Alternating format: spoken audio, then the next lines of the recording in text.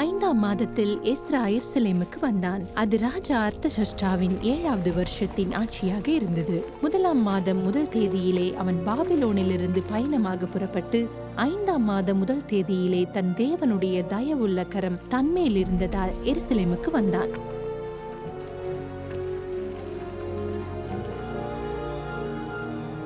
யெகோவாவுடைய வேதத்தை ஆராயவும் அதன்படி செய்யவும் இஸ்ரவேலிலே கட்டளைகளையும் நீதி நியாயங்களையும் உபதேசிக்கவும் எஸ்ரா தன் இருதயத்தை பக்குவப்படுத்தியிருந்தான்.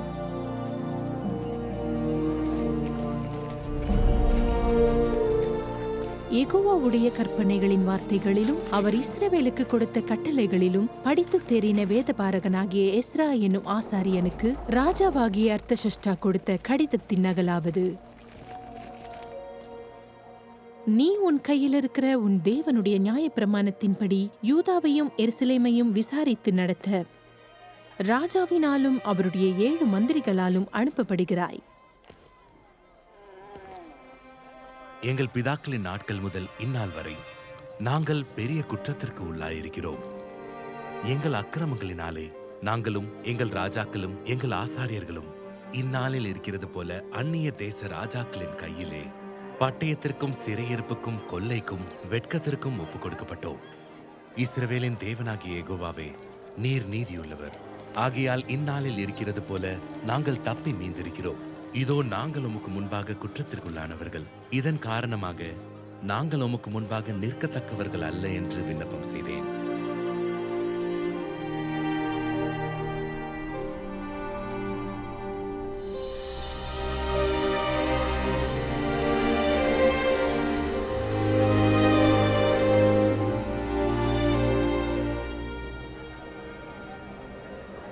மக்கள் எல்லோரும் தண்ணீர் வாசலுக்கு முன்பாக இருந்த திறந்த வெளியிலே ஒருமனப்பட்டு கூடி யெகோவா இஸ்ரவேலுக்கு கற்பித்த மோசேயின் நியாயப்பிரமாண புத்தகத்தை கொண்டு வர வேண்டும் என்று வேத பாரகனாகிய எஸ்ராவுக்கு சொன்னார்கள்.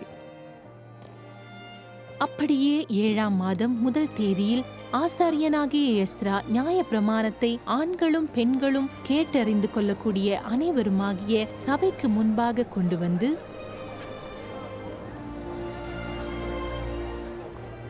எஸ்ரா எல்லா மக்களுக்கும் உயர நின்று எல்லா மக்களும் காண புத்தகத்தை திறந்தான். அவன் அதை திறந்தபோது மக்கள் எல்லோரும் எழுந்து நின்றார்கள். ஆதியிலே தேவன் வானத்தையும் பூமியையும் படைத்தார்.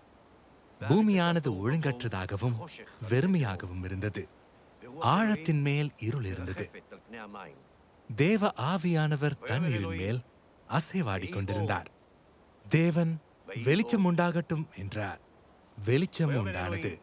பின்பு தேவன் நமது சாயலாகவும் நமது தோற்றத்தின்படியேயும் மனிதனை உண்டாக்குவோமாக. அவர்கள் சமுத்திரத்தின் உயிரினங்களையும் ஆகாயத்து பறவைகளையும் மிருக ஜீவன்களையும் பூமி அனைத்தையும் பூமியின் மேல் ஊறும் அனைத்து பிராணிகளையும் ஆண்டு கொள்ளட்டும் என்றார். நிலத்தினுடைய அனைத்து செடிகளும் பூமியின் மேல் இன்னும் உண்டாகவில்லை. நிலத்தினுடைய அனைத்து தாவரங்களும் இன்னும் முளைக்கவில்லை. ஏனென்றால் தேவனாகிய யெகோவா பூமியின் மேல் இன்னும் மழையை பெய்ய செய்யவில்லை. நிலத்தை பண்படுத்த மனிதனும் இல்லை. தேவனாகிய யெகோவா மனிதனை பூமியின் மண்ணினாலே உருவாக்கி உயிரடைய செய்யும் சுவாசத்தை அவனுடைய மூக்கின் துவாரத்திலே ஊதினார். மனிதன் உயிருள்ள ஆத்மாவானான். தேவனாகிய யெகோவா கிழக்கே ஏதேன் என்னும் ஒரு தோட்டத்தை உண்டாக்கி தாம் உண்டாக்கின மனிதனை அதிலே வைத்தார். தேவனாகிய யெகோவா பார்வைக்கு அழகும் சாப்பிடுவதற்கு ஏற்ற அனைத்து வித மரங்களையும்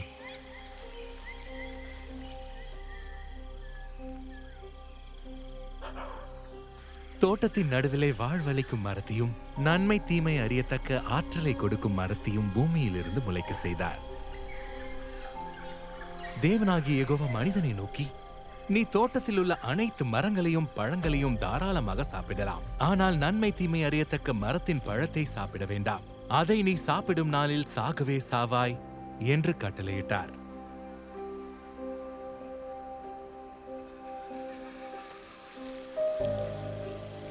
பின்பு தேவனாகிய யெகோவா மனிதன் தனிமையாக இருப்பது நல்லதல்ல. ஏற்ற துணையை அவனுக்கு உண்டாக்குவேன் என்றார்.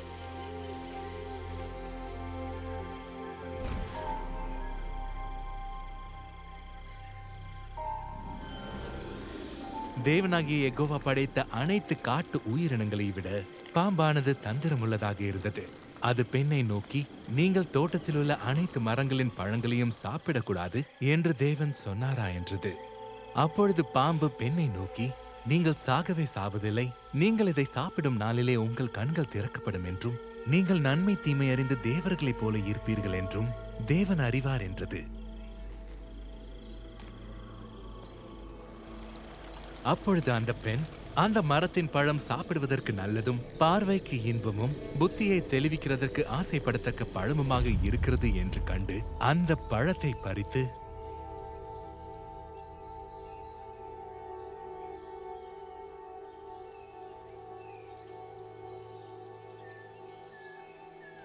சாப்பிட்டு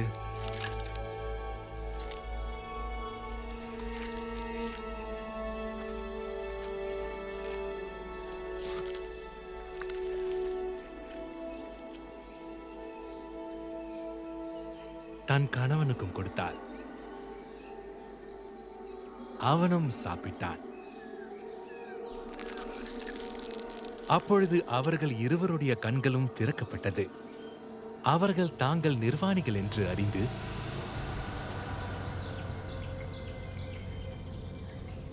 அத்தி இலைகளை சேர்த்து தங்களுடைய இடுப்புகளை மறைத்துக் கொண்டார்கள். அப்பொழுது தேவனாகிய யெகோவா பெண்ணை நோக்கி, நீ ஏன் இப்படி செய்தாய் என்றார். அந்த பெண், பாம்பு என்னை ஏமாற்றியது, நான் சாப்பிட்டேன் என்றாள். பின்பு தேவனாகிய யெகோவா, இதோ மனிதன் நன்மை தீமை அறியத்தக்கவனாகி நம்மில் ஒருவரை போலானான். இப்பொழுதும் அவன் தன் கையை நீட்டி வாழ்வளிக்கும் மரத்தின் பழத்தை பறித்து சாப்பிட்டு என்றைக்கும் உயிரோடு இல்லாதபடி செய்ய வேண்டும் என்று அவன் எடுக்கப்பட்ட மண்ணை பண்படுத்த தேவனாகிய யெகோவா அவனை ஏதேன் தோட்டத்திலிருந்து அனுப்பிவிட்டார். மனிதனுடைய அக்கிரமம் பூமியிலே பெருகினது என்றும் அவனுடைய இருதயத்தின் நினைவுகளின் தோற்றமெல்லாம் நித்தமும் பொல்லாதது என்றும் யெகோவா கண்டு தாம் பூமியிலே மனிதனை உண்டாக்கினதற்காக யெகோவா மனவேதனை அடைந்தார். அது அவர் இருதயத்திற்கு வருத்தமாக இருந்தது.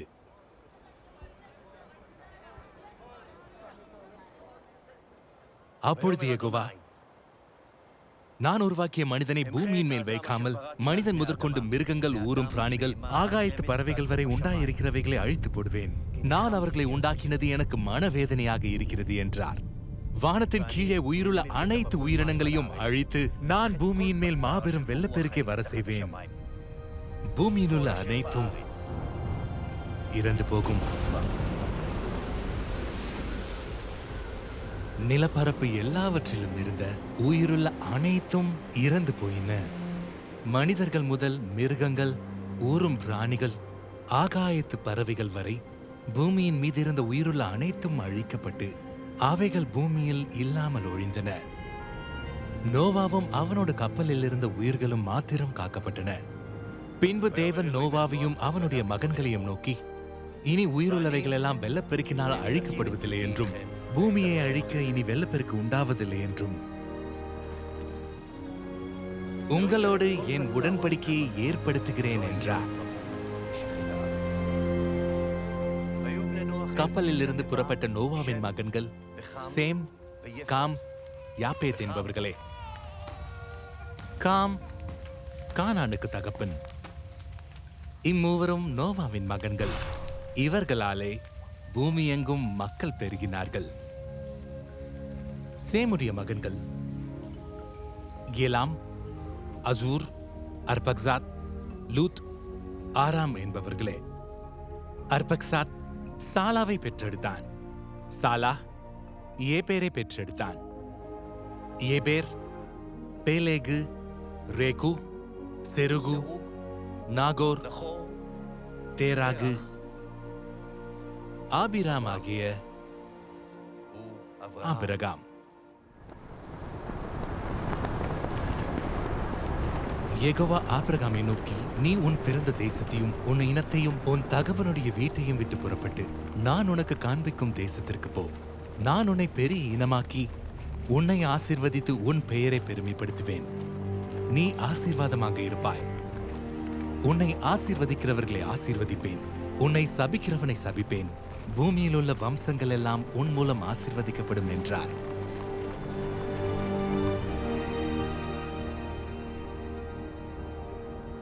யெகோவா ஆபிரகாமுக்கு சொன்னபடியே அவன் புறப்பட்டு போனான். லோத்தும் அவனோட கூட போனான். ஆபிராம் ஆரானை விட்டு புறப்பட்ட போது 75 வயதுள்ளவனாக இருந்தான்.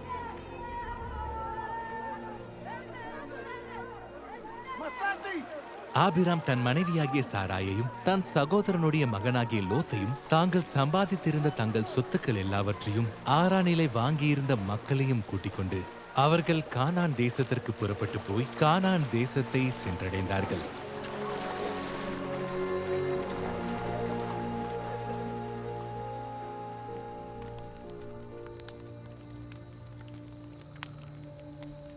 இந்த காரியங்கள் நடந்த பின்பு யெகோவாவுடைய வார்த்தை ஆபிராமுக்கு தரிசனத்திலே உண்டாகி, அவர்,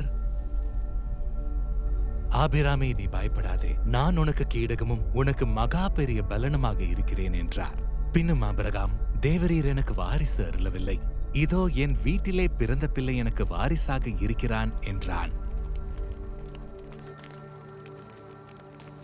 அவர் அவனை வெளியே அழைத்து, நீ வானத்தை அண்ணாந்து பார், நட்சத்திரங்களை உன்னாலே எண்ண முடியுமானால் அவைகளை எண்ணு என்று சொல்லி, பின்பு அவனை நோக்கி, உன் சந்ததி இந்த விதமாக இருக்கும் என்றார். அவன் யெகோவாவை விசுவாசித்தான், அதை அவர் அவனுக்கு நீதியாக கருதினார்.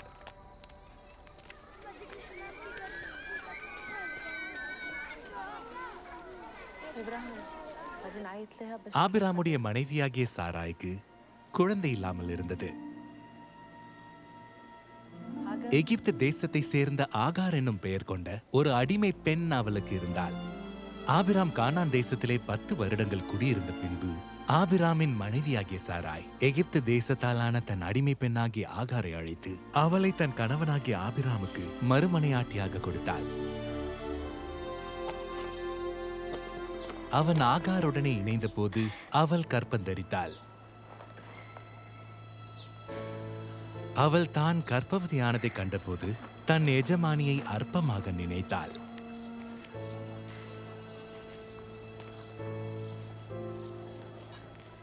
அப்பொழுது சாராய் ஆபிராமை நோக்கி, எனக்கு நேரிட்ட அநியாயம் உம்மேல் சுமரும்.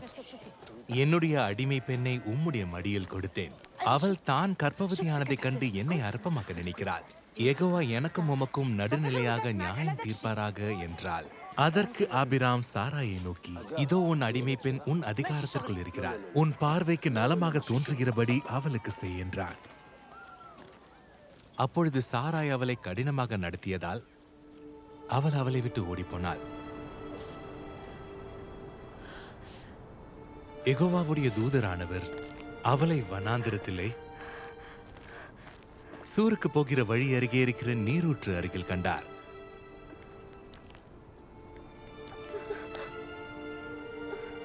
அப்பொழுது யெகோவாவுடைய தூதரானவர், நீ உன் எஜமானி இடத்திற்கு திரும்ப போய் அவளுடைய அதிகாரத்திற்குள் அடங்கியிரு என்றார். பின்னும் யெகோவாவுடைய தூதரானவர் அவளை நோக்கி, உன் சந்ததியை மிகவும் பெருக செய்வேன், அது பெருகி எண்ணி முடியாததாக இருக்கும் என்றார். ஆகார் ஆபிராமுக்கு ஒரு மகனை பெற்றெடுத்தாள். ஆபிரகாம் ஆகார் பெற்ற தன் மகனுக்கு இஸ்மவேல் என்று பெயரிட்டான்.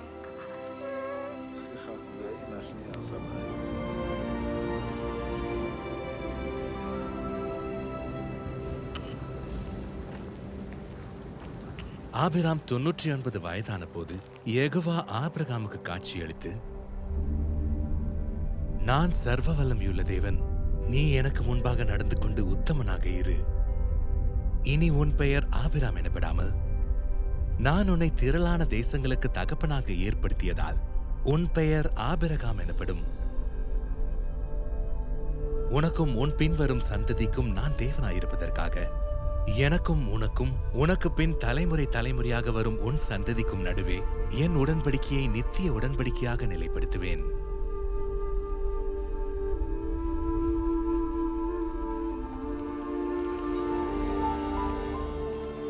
பின்னும் தேவன் ஆபிரகாமை நோக்கி, உன் மனைவி சாராயை இனி சாரா என்று அழைக்காதே. சாராள் என்பது அவளுக்கு பெயராக இருக்கும். நான் அவளை ஆசீர்வதித்து அவளாலே உனக்கு ஒரு மகனையும் தருவேன். அவள் தேசங்களுக்கு தாயாகவும் அவளாலே தேசங்களின் ராஜாக்கள் உண்டாகவும் அவளை ஆசீர்வதிப்பேன் என்றார்.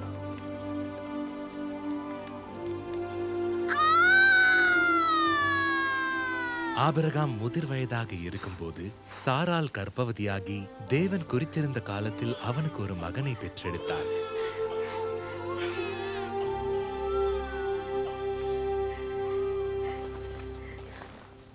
அப்பொழுது ஆபிரகாம் தனக்கு சாராள் பெற்றெடுத்த மகனுக்கு ஈசாக்கு என்று பெயரிட்டான்.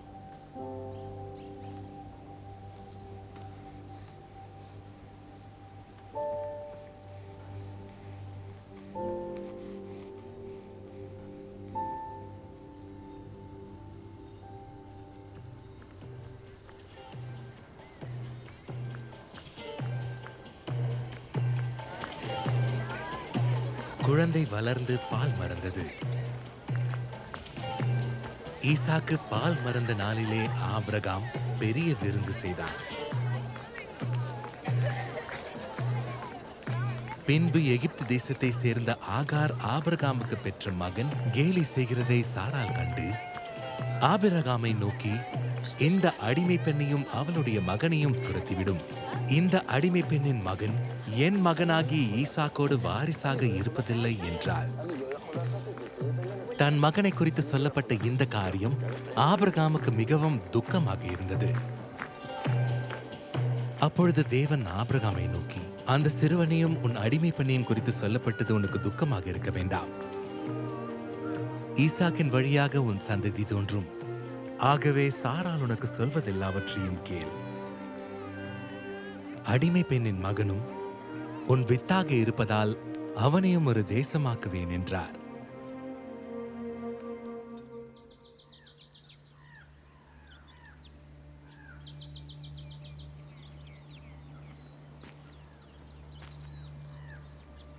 ஆபிரகாம் அதிகாலையிலே எழுந்து அப்பத்தையும் ஒரு தோல் பையில் தண்ணீரையும் எடுத்து ஆகாருடைய தோலின் மேல் வைத்து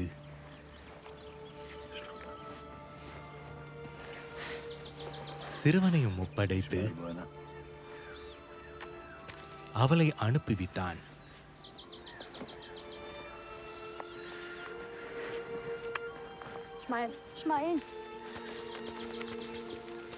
அவள் புறப்பட்டு போய் பெயர்சிபாவின் வனாந்திரத்திலே அலைந்து திரிந்தாள்.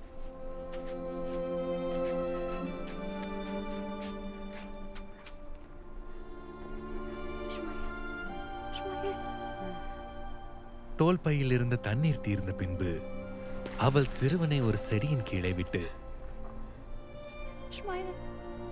சிறுவன் தாகத்தால் சாகிறதை நான் பார்க்க மாட்டேன் என்று அவனை விட்டு அம்பு பாயும் தூரத்தில் போய் உட்கார்ந்து சத்தமிட்டு அழுதாள். தேவன் சிறுவனின் சத்தத்தை கேட்டார். தேவதூதன் வானத்திலிருந்து ஆகாரை கூப்பிட்டு, ஆகாரே, உனக்கு என்ன சம்பவித்தது? பயப்படாதே. சிறுவன் இருக்கும் இடத்தில் தேவன் அவனுடைய சத்தத்தை கேட்டார். நீ எழுந்து சிறுவனை எடுத்து அவனை உன் கையினால் பிடித்துக் கொண்டு போ, அவனை பெரிய தேசமாக்குவேன் என்றார்.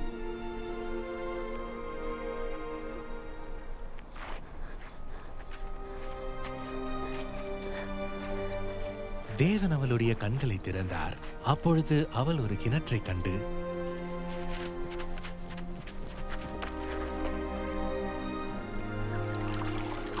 போய் தோல் பையில் தண்ணீரை நிரப்பி சிறுவனுக்கு குடிக்க கொடுத்தாள். தேவன் சிறுவனுடனே இருந்தார். அவன் வளர்ந்து வனாந்திரத்திலே குடியிருந்து வில் வித்தையிலே வல்லவனானான்.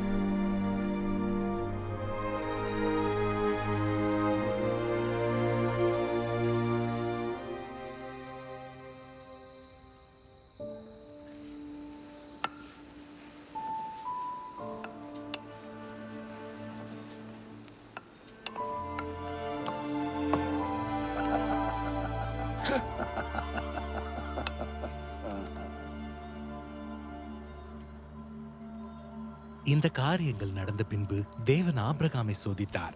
எப்படி என்றால், அவர் அவனை நோக்கி, ஆபிரகாமே என்றார். அவன், இதோ அடியேன் என்றான். அப்பொழுது அவர், உன் மகனும் உன் ஒரே குமாரனும் உனக்கு பிரியமான மகனுமாகிய ஈசாக்கை நீ இப்பொழுது அழைத்துக் கொண்டு மோரியா தேசத்திற்கு போய்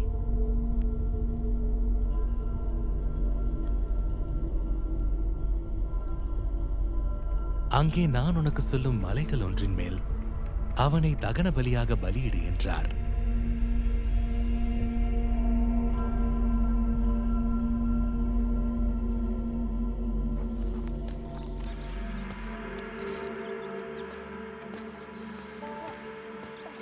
ஆபிரகாம் அதிகாலையிலே எழுந்து தன் கழுதையின் மேல் சேனங்கட்டி தன் வேலைக்காரர்களில் 2 பேரையும் தன் மகன் ஈசாக்கையும் கூட்டிக் கொண்டு தகன பலிக்கு விறகுகளையும் எடுத்துக்கொண்டு தேவன் தனக்கு குறித்திருந்த இடத்திற்கு புறப்பட்டு போனான்.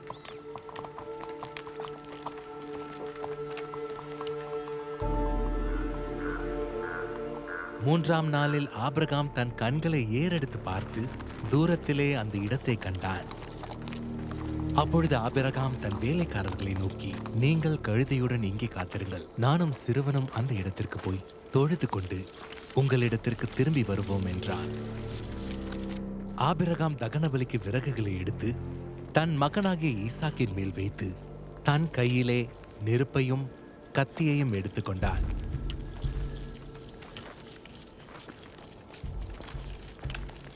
அவர்கள் இருவரும் சேர்ந்து போனார்கள். அப்பொழுது ஈசாக்கு தன் தகப்பனாகிய ஆபிரகாமை நோக்கி, என் தகப்பனே என்றான். அதற்கு அவன், என் மகனே, இதோ இருக்கிறேன் என்றான். அப்பொழுது அவன், இதோ நெருப்பும் விறகும் இருக்கிறது, தகனபலிக்கு ஆட்டுக்குட்டி எங்கே என்றான். அதற்கு ஆபிரகாம், என் மகனே, தேவன் தகனபலியாக ஆட்டுக்குட்டியை அவரே கொடுப்பார் என்றான். அப்புறம் இருவரும் சேர்ந்து போய்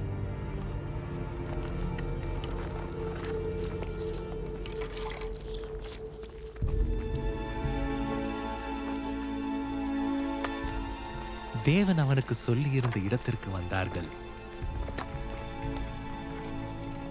அங்கே ஆபிரகாம் ஒரு பலிபீடத்தை உண்டாக்கி விறகுகளை அடுக்கி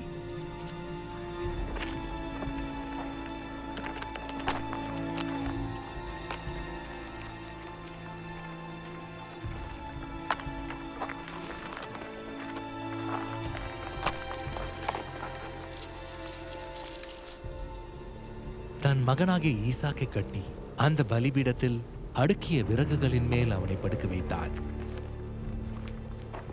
பின்பு ஆபிரகாம் தன் மகனை வெட்டுவதற்காக தன் கையை நீட்டி கத்தியை எடுத்தான்.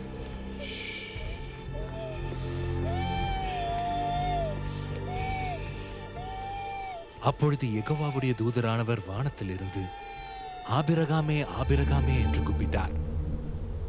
அவன், இதோ அடியேன் என்றான். அப்பொழுது அவர், சிறுவன் மேல் உன் கையை போடாதே,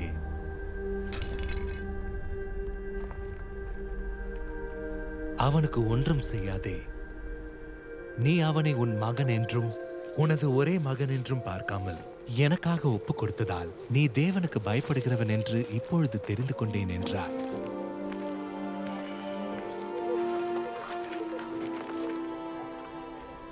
ஆபிரகாம் தன் கண்களை ஏறெடுத்து பார்க்கும்போது, இதோ தனக்கு பின்புறமாக புதரிலே தன் கொம்புகள் சிக்கிக் கொண்டிருந்த ஒரு ஆட்டுக்கடாவை கண்டான்.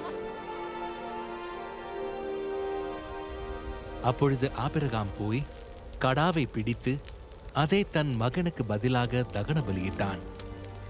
யெகோவாவுடைய தூதரானவர் 2வது முறை வானத்திலிருந்து ஆபிரகாமை கூப்பிட்டு, நீ உன் மகன் என்றும் உனது ஒரே மகன் என்றும் பார்க்காமல் அவனை ஒப்புக் கொடுத்து இந்த காரியத்தை செய்ததால் நான் உன்னை ஆசீர்வதிக்கவே ஆசீர்வதித்து உன் சந்ததியை வானத்திலுள்ள நட்சத்திரங்களைப் போலவும் கடற்கரை மணலைப் போலவும் பெருகவே பெருகச் செய்வேன் என்றும்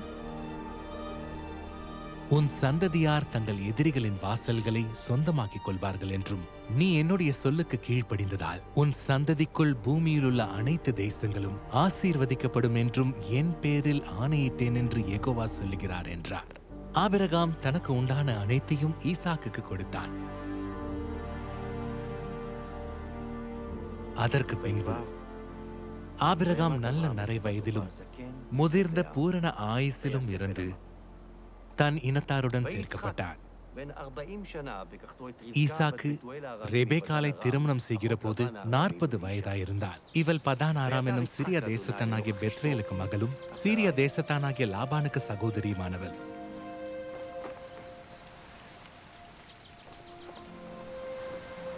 மலடியாயிருந்த தன் மனைவிக்காக ஈசாக்கு யெகோவாவை நோக்கி வேண்டுதல் செய்தான்.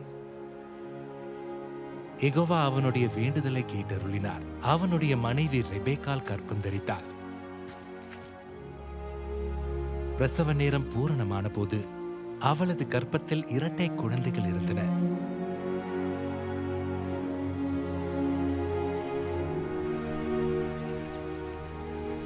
இந்த குழந்தைகள் பெரியவர்களான போது ஏசா வேட்டையில் வல்லவனும் காட்டில் வாழ்கிறவனாகவும் இருந்தான்.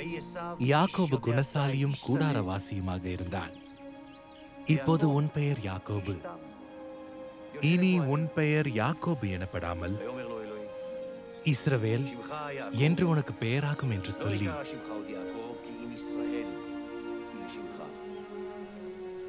அவனுக்கு இஸ்ரவேல் என்று பெயரிட்டார். பின்னும் தேவன் அவனை நோக்கி, நான் சர்வ வல்லமையுள்ள தேவன், நீ பலுகி பெருகுவாயாக. ஒரு தேசமும் பற்பல தேசங்களின் மக்களும் உன்னிலிருந்து உண்டாகும். ராஜாக்களும் உன் சந்ததியில் பிறப்பார்கள்.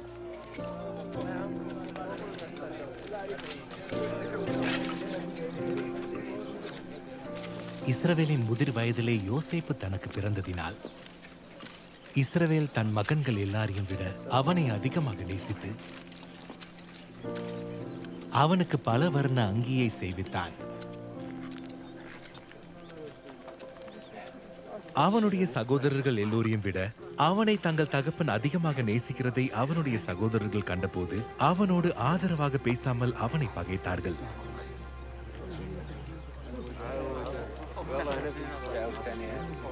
யோசேப்பு ஒரு கனவு கண்டு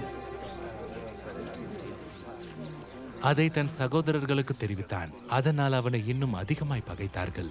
அவன் அவர்களை நோக்கி, நான் கண்ட கனவை கேளுங்கள். நாம் வயலில் அறுத்த அரிகளை கட்டி கொண்டிருந்தோம். அப்பொழுது என்னுடைய அரிக்கட்டு நிமிர்ந்திருந்தது. உங்களுடைய அரிக்கட்டுகள் என் அரிக்கட்டை சுற்றி வணங்கி நின்றது என்றான்.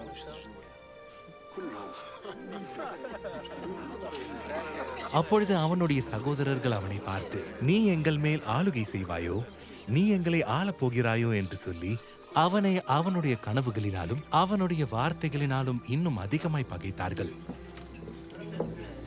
அவன் வேறொரு கனவு கண்டு தன் சகோதரர்களை நோக்கி,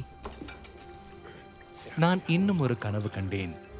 சூரியனும் சந்திரனும் 11 நட்சத்திரங்களும் என்னை வணங்கினது என்றான். அவனுடைய சகோதரர்கள் அவன் மேல் பொறாமை கொண்டார்கள். அவனுடைய தகப்பனோ அவன் சொன்னதை மனதிலே வைத்துக் கொண்டான். பின்பு அவனுடைய சகோதரர்கள் சீக்கேமிலே தங்கள் தகப்பனுடைய ஆடுகளை மேய்க்க போனார்கள். அப்பொழுது இஸ்ரவேல் யோசேப்பை நோக்கி, உன் சகோதரர்கள் சீக்கேமிலே ஆடுகளை மேய்க்கிறார்கள் அல்லவா, உன்னை அவர்களிடத்திற்கு அனுப்பப் போகிறேன், வா என்றான். அவன் இதோ போகிறேன் என்றான். அப்பொழுது அவன், நீ போய் உன் சகோதரர்கள் எப்படி இருக்கிறார்கள் என்றும் ஆடுகள் எப்படி இருக்கிறது என்றும் பார்த்து எனக்கு மறுசெய்தி கொண்டு வா என்று அவனுக்கு சொல்லி எபிரோன் பள்ளத்தாக்கிலே இருந்து அவனை அனுப்பினான். அப்பொழுது யோசேப்பு தன் சகோதரர்களை தொடர்ந்து போய் அவர்களை தோத்தானிலே கண்டுபிடித்தான்.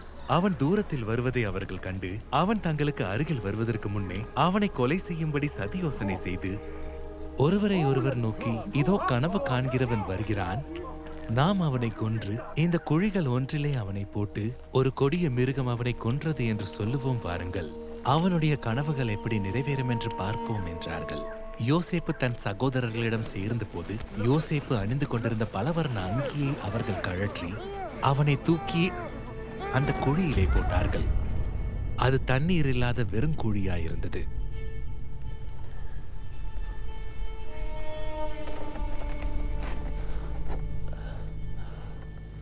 பின்பு அவர்கள் சாப்பிடுவதற்காக உட்கார்ந்தார்கள். அவர்கள் தங்கள் கண்களை ஏறெடுக்கும் போது இதோ கீலேயாத்திலிருந்து வருகிற இஸ்மவேலருடைய கூட்டத்தை கண்டார்கள். அவர்கள் எகிப்திற்கு கொண்டு போகும்படி கந்த வர்க்கங்களையும் பிசின் தைலத்தையும் வெள்ளை போலத்தையும் ஒட்டகங்களின் மேல் ஏற்றிக் கொண்டு வந்தார்கள். அப்பொழுது யூதா தன் சகோதரர்களை நோக்கி, நாம் நம்முடைய சகோதரனை கொன்று அவனுடைய இரத்தத்தை மறைப்பதால் லாபம் என்ன? அவனை இந்த இஸ்மவேலருக்கு விற்று போடுவோம் பாருங்கள். நமது கை அவன் மேல் படாமல் இருப்பதாக. அவன் நம்முடைய சகோதரனும் நம்முடைய சரீரமாக இருக்கிறானே என்றான். அவனுடைய சகோதரர்கள் அவன் சொல்லுக்கு சம்மதித்தார்கள். அந்த வியாபாரிகளான மீதியானியர் கடந்து போகிற போது அவர்கள் யோசேப்பை அந்த குழியிலிருந்து தூக்கி எடுத்து அவனை இஸ்மவேலர் கையில் 20 வெள்ளிக்காசுக்கு விற்று போட்டார்கள். அவர்கள் யோசேப்பை எகிப்திற்கு கொண்டு போனார்கள்.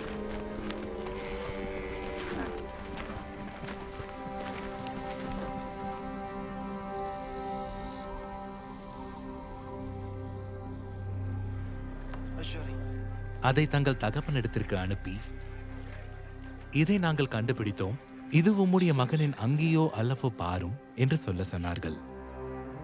யாக்கோபு அதை கண்டு, இது என் மகனுடைய அங்கிதான், ஒரு கொடிய மிருகம் அவனை கொன்று போட்டது,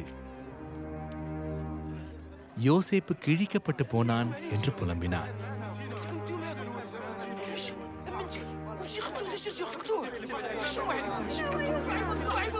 அவனுடைய மகன்கள் மகள்கள் எல்லோரும் அவனுக்கு ஆறுதல் சொல்ல வந்து நின்றார்கள். ஆனாலும் அவன் ஆறுதலுக்கு இடம் கொடாமல், நான் துக்கத்தோடு என் மகனிடத்திற்கு பாதாளத்தில் இறங்குவேன் என்றான். இந்த விதமாக அவனுடைய தகப்பன் அவனுக்காக அழுது கொண்டிருந்தான். யோசேப்பு எகிப்திற்கு கொண்டு போகப்பட்டான். பார்வோனுடைய அதிகாரியும் மேய்க்காப்பாளர்களுக்கு தலைவனுமாகிய போர்த்திபார் என்னும் எகிப்து தேசத்தான் அவனை அந்த இடத்திற்கு கொண்டு வந்த இஸ்மவேலரிடத்தில் விலைக்கு வாங்கினான். யெகோவா அவனோடு இருக்கிறார் என்றும் அவன் செய்கிற அனைத்தும் யெகோவா வாய்க்க செய்கிறார் என்றும் அவனுடைய எஜமான் கண்டு யோசேப்பின் இடத்தில் தயவு வைத்து அவனை தனக்கு வேலைக்காரனும் தன் வீட்டிற்கு விசாரணைக்காரனுமாக்கி தனக்கு உண்டான அனைத்தையும் அவனுடைய கையில் ஒப்புவித்தான். ஆகையால் அவன் தனக்கு உண்டானது எல்லாம் யோசேப்பின் கையிலே ஒப்புக் கொடுத்துவிட்டு தான் சாப்பிடுகிற உணவு தவிர தன்னிடத்தில் இருந்த மற்றொன்றை குறித்தும் விசாரிக்காமல் இருந்தான். யோசேப்பு அழகான ரூபமும் சௌந்தரிய முகமும் உள்ளவனாயிருந்தான். சில நாட்கள் சென்ற பின்பு அவனுடைய எஜமானின் மனைவி யோசேப்பின் மேல் மோகம் கொண்டு, என்னோடு உறவு கொள் என்றாள். அவள் தொடர்ந்து யோசேப்போடு இப்படி பேசிக் கொண்டு வந்தும் அவன் அவளுடனே உறவு கொள்ளவும் அவளுடனே இருக்கவும் சம்மதிக்கவில்லை.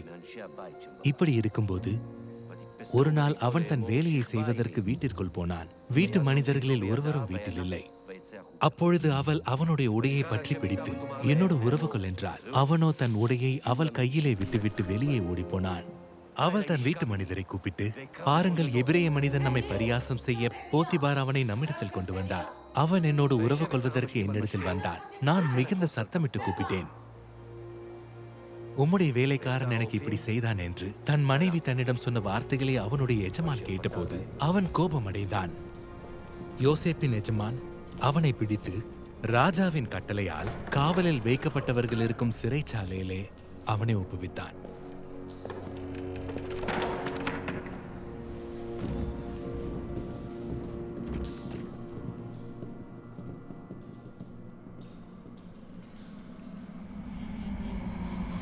இரண்டு வருடங்கள் சென்ற பின்பு பார்வோன் ஒரு கனவு கண்டான்.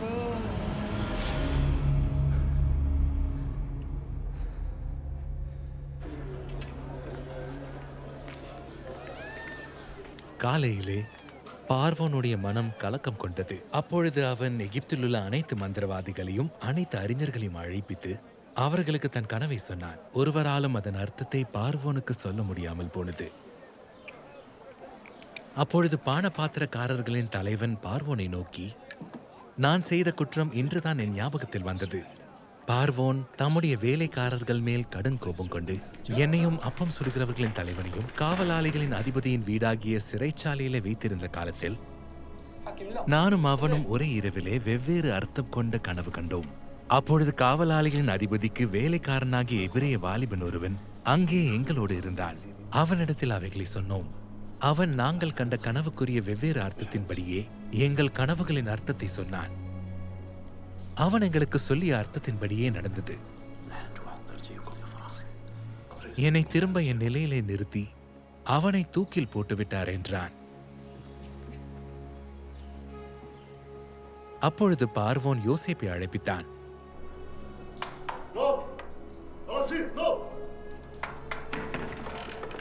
அவனை அவசரமாக சிறைச்சாலையிலிருந்து அழைத்து வந்தார்கள். அவன் சவரம் செய்து கொண்டு வேறு உடை அணிந்து பார்வோனிடத்தில் வந்தான். பார்வோன் யோசேப்பை நோக்கி, ஒரு கனவு கண்டேன், அதன் அர்த்தத்தை சொல்ல ஒருவரும் இல்லை. நீ ஒரு கனவை கேட்டால் அதன் அர்த்தத்தை சொல்வாய் என்று உன்னை குறித்து நான் கேள்விப்பட்டேன் என்றான். பார்வோன் யோசேப்பை நோக்கி, என் கனவிலே நான் நதியின் ஓரத்தில் நின்று கொண்டிருந்தேன். அழகும் கொழுத்ததுமான 7 பசுக்கள் நதியிலிருந்து ஏறி வந்து புல் மேய்ந்தன. அவைகளுக்கு பின்பு இளைத்ததும் மகா அவலட்சணமும் கேவலமுமான வேறு 7 பசுக்கள் ஏறி வந்தன. இவைகளைப் போல அவலட்சணமான பசுக்களை எகிப்து தேசமெங்கும் நான் கண்டதில்லை. பின்னும் நான் என் கனவிலே நிறைமேனியுள்ள 7 நல்ல கதிர்கள் ஒரே செடியிலிருந்து ஓங்கி வளர கண்டேன். பின்பு மெலிந்தவைகளும் கீழ்காற்றினால் உலர்ந்து பதறானவைகளுமான 7 கதிர்கள் முளைத்தன. மெலிந்த கதிர்கள் அந்த 7 நல்ல கதிர்களையும் விழுங்கி போட்டன. இதை மந்திரவாதிகளிடத்தில் சொன்னேன். இதன் அர்த்தத்தை எனக்கு சொல்லுகிறவன் ஒருவனும் இல்லை என்றான்.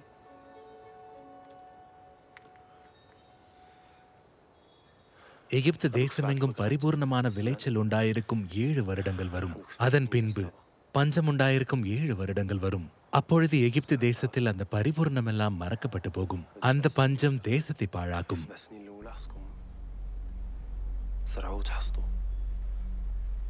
இந்த காரியம் தேவனாலே நிச்சயிக்கப்பட்டிருக்கிறது என்பதையும் தேவன் இதை சீக்கிரத்தில் செய்வார் என்பதையும் குறிப்பதற்காக இந்த கனவு பார்வோனுக்கு மீண்டும் வந்தது.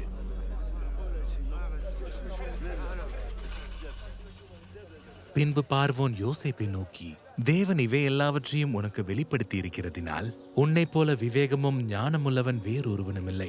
பின்னும் பார்வோன் யோசேப்பை நோக்கி, பார், முழு எகிப்து தேசத்திற்கும் உன்னை அதிகாரி ஆக்கினேன் என்று சொல்லி பார்வோன் தன் கையில் போட்டிருந்த தன் முத்திரை மோதிரத்தை கழற்றி அதை யோசேப்பின் கையிலே போட்டு மெல்லிய ஆடைகளை அவனுக்கு அணிவித்து தங்க சங்கிலியை அவனுக்கு கழுத்திலே அணிவித்தான்.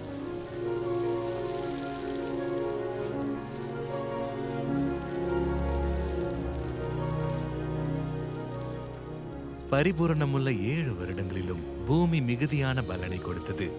இப்படி யோசேப்பு அளக்க முடியாத அளவிற்கு கடற்கரை மணலை போல மிகுதியான தானியத்தை சேர்த்து வைத்தான்.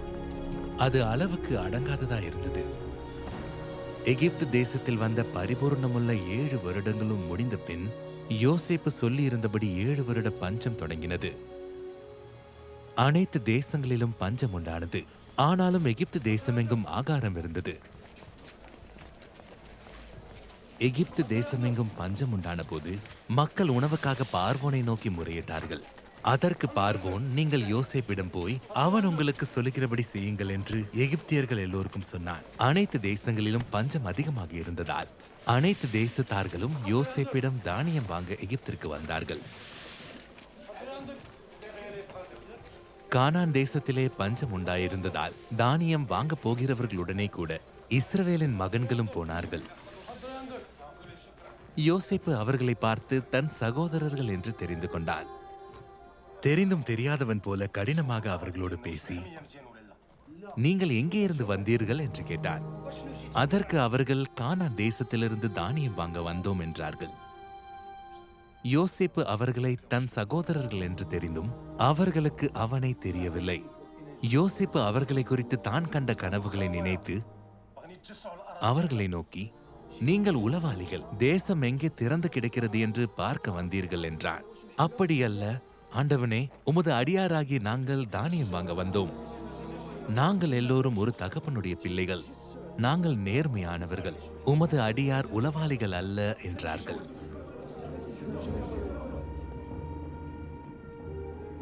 யோசேப்பு அவர்களை நோக்கி, உங்களை உளவாளிகள் என்று நான் சொன்னது சரி. உங்களுடைய இளைய சகோதரன் இங்கே வந்தால் ஒழிய நீங்கள் இங்கே இருந்து புறப்படுவதில்லை என்று பார்வோனின் ஜீவனை கொண்டு ஆணையிட்டு சொல்லுகிறேன். இதனால் நீங்கள் சோதிக்கப்படுவீர்கள். நீங்கள் நேர்மையானவர்களானால் சகோதரர்களாகிய உங்களில் ஒருவன் காவலில் காக்கப்பட்டிருக்கட்டும். மற்றவர்கள் புறப்பட்டு பஞ்சத்தினால் வருந்துகிற உங்கள் குடும்பத்திற்கு தானியம் கொண்டு போய் கொடுத்து உங்கள் இளைய சகோதரனை என்னிடத்திற்கு அழைத்து கொண்டு வாருங்கள். அப்பொழுது உங்கள் வார்த்தைகள் உண்மை என்று விளங்கும். நீங்கள் சாவதில்லை என்றார். அவர்கள் அப்படி செய்வதற்கு சம்மதித்தார்கள். யோசேப்பு மொழிபெயர்ப்பாளரை கொண்டு அவர்களிடத்தில் பேசியதால் தாங்கள் சொன்னது அவனுக்கு தெரியும் என்று அறியாதிருந்தார்கள்.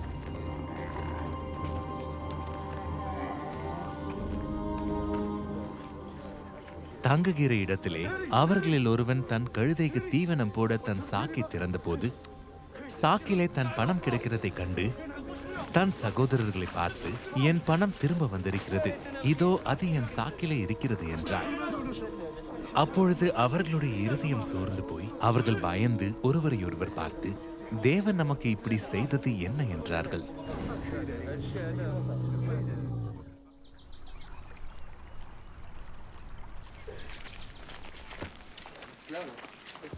அவர்கள் கானான் தேசத்தில் உள்ள தங்கள் தகப்பனாகிய யாக்கோபிடம் வந்து தங்களுக்கு சம்பவித்தவைகளெல்லாம் அவனுக்கு அறிவித்து, தேசத்திற்கு அதிபதியாயிருக்கிறவன் எங்களை தேசத்தை உளவு பார்க்க வந்தவர்கள் என்று நினைத்து எங்களோடு கடினமாக பேசினான். அதற்கு அவர்கள் தகப்பனாகிய இஸ்ரவேல், அப்படியானால் ஒன்று செய்யுங்கள், இந்த தேசத்தின் விலையுயர்ந்த பொருட்களின் கொஞ்சம் பிசின்தைலமும் கொஞ்சம் தேனும் கந்த வர்க்கங்களும் வெள்ளை போலமும் தெரப்பிந்து கொட்டைகளும் வாதுமை கொட்டைகளும் உங்கள் சாக்குகளில் போட்டு அந்த மனிதனுக்கு காணிக்கையாக கொண்டு போய் கொடுங்கள்.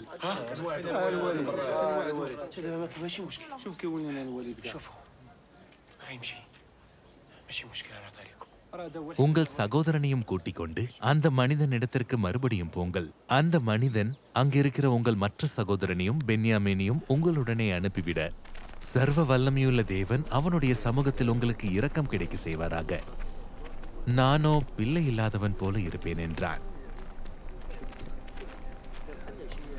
அப்பொழுது அவர்கள் காணிக்கையையும் தங்கள் கைகளில் 2 மடங்கு பணத்தையும் எடுத்துக்கொண்டு பென்யாமீனை கூட்டிக் கொண்டு பயணப்பட்டு எகிப்திற்கு போய் யோசேப்பிற்கு முன்பாக வந்து நின்றார்கள். யோசேப்பு வீட்டிற்கு வந்தபோது அவர்கள் தங்கள் கையில் இருந்த காணிக்கையை வீட்டிற்குள் அவனிடத்தில் கொண்டு போய் வைத்து தரை வரைக்கும் குனிந்து அவனை வணங்கினார்கள். அப்பொழுது அவன் அவர்கள் சுகசெய்தியை விசாரித்து, நீங்கள் சொன்ன முதிர் வயதான உங்கள் தகப்பன் சுகமாயிருக்கிறாரா, அவர் இன்னும் உயிரோடு இருக்கிறாரா என்று அவர்களிடத்தில் விசாரித்தான். அதற்கு அவர்கள், எங்கள் தகப்பனாராகிய உமது அடியான் சுகமாயிருக்கிறார், இன்னும் உயிரோடு இருக்கிறார் என்று சொல்லி குனிந்து வணங்கினார்கள். அவன் தன் கண்களை ஏறெடுத்து தன் தாய் பெற்ற மகனாகிய தன் சகோதரன் பென்யாமினை கண்டு, நீங்கள் எனக்கு சொன்ன உங்கள் இளைய சகோதரன் இவன்தானா என்று கேட்டு, மகனே, தேவன் உனக்கு கிருபை செய்ய கடவர் என்றான். அப்பொழுது யோசேப்பு தன் சகோதரர்களை நோக்கி, என் அருகில் வாருங்கள் என்றார்.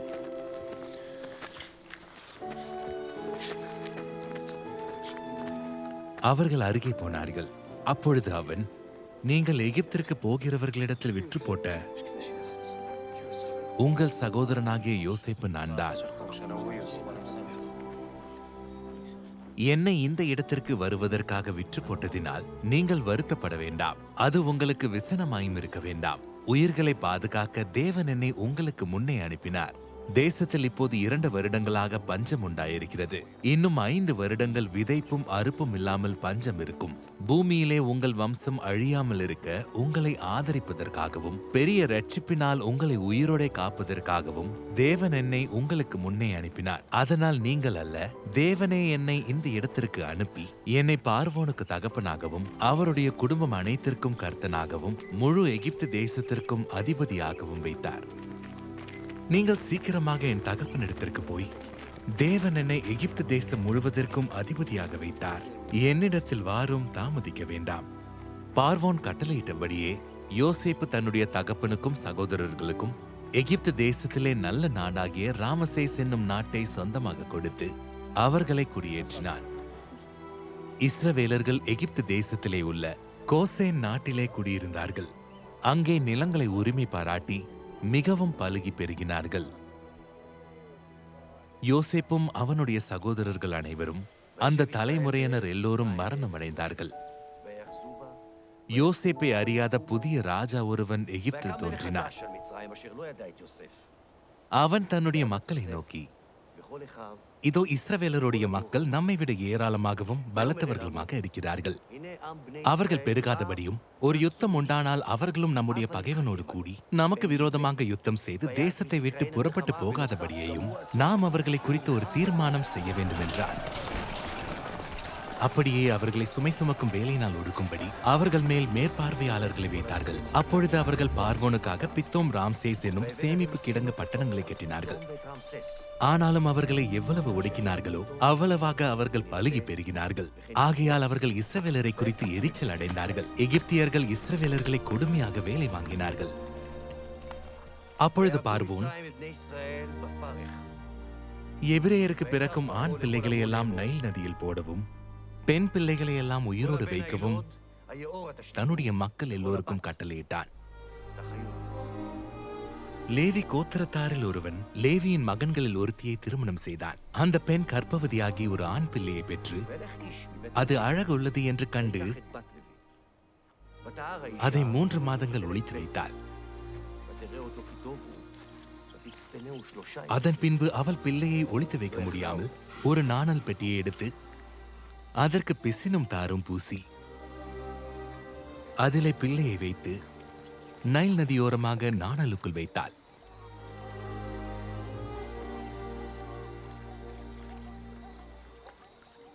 அதற்கு என்ன சம்பவிக்கும் என்பதை அறியும்படி அதன் சகோதரி தூரத்திலே நின்று கொண்டிருந்தாள்.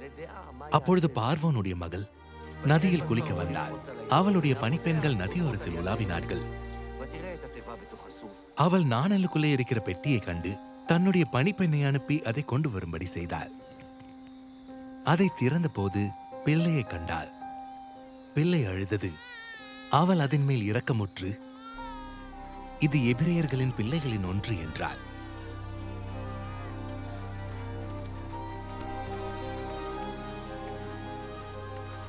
அப்பொழுது அப்பிள்ளையின் சகோதரி பார்வோனின் மகளை நோக்கி, உமக்கு இந்த பிள்ளையை வளர்க்கும்படி எபிரேய பெண்களில் பால் கொடுக்கிற ஒருத்தியை நான் போய் உம்மிடத்தில் அழைத்துக் கொண்டு வரட்டுமா என்றாள். அதற்கு பார்வோனுடைய மகள் அழைத்துக் கொண்டு வா என்றாள். இந்த பெண் போய் பிள்ளையின் தாயையே அழைத்துக் கொண்டு வந்தாள். பார்வோனுடைய மகள் அவளை நோக்கி, நீ இந்த பிள்ளையை எடுத்துக்கொண்டு போய் அதை எனக்காக வளர்த்திடு, நான் உனக்கு சம்பளம் கொடுக்கிறேன் என்றாள். அந்த பெண் பிள்ளையை எடுத்துக்கொண்டு போய் அதை வளர்த்தாள்.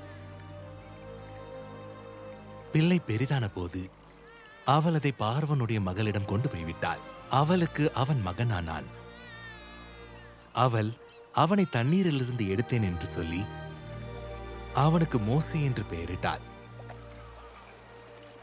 மோசே பெரியவனான காலத்தில் அவன் தன்னுடைய சகோதரர்களிடம் போய் அவர்கள் சுமை சுமக்கிறதை பார்த்து தன்னுடைய சகோதரர்களாகிய எபிரேயர்களில் ஒருவனை ஒரு எகிப்தியன் அடிக்கிறதை கண்டு அங்கும் இங்கும் பார்த்து ஒருவரும் இல்லை என்று அறிந்து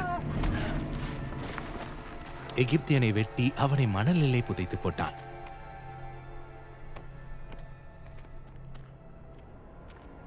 பார்வோன் அந்த காரியத்தை கேள்விப்பட்ட போது மோசேயை கொலை செய்ய முயற்சித்தான்.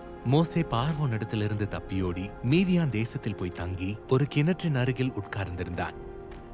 சில காலம் சென்ற பின்பு எகிப்தின் ராஜா இருந்தான்.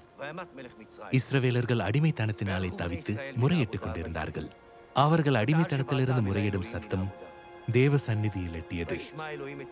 தேவன் அவர்கள் பெருமூச்சை கேட்டு தாம் ஆபிரகாமோடும் ஈசாக்கோடும் யாக்கோபோடும் செய்த உடன்படிக்கை நினைவு கூர்ந்தார். தேவன் இஸ்ரவேலர்களை பார்த்தார். தேவன் அவர்களை நினைத்தருளினார். மோசே மீதியான் தேசத்தின் ஆசாரியனாக இருந்த தன்னுடைய மாமனாகிய எத்ரோவின் ஆடுகளை மேய்த்து வந்தான். அவன் ஆடுகளை வனாந்திரத்தில் தூரமாக நடத்தி தேவனுடைய மலையாகிய ஓரேப் வரை வந்தான்.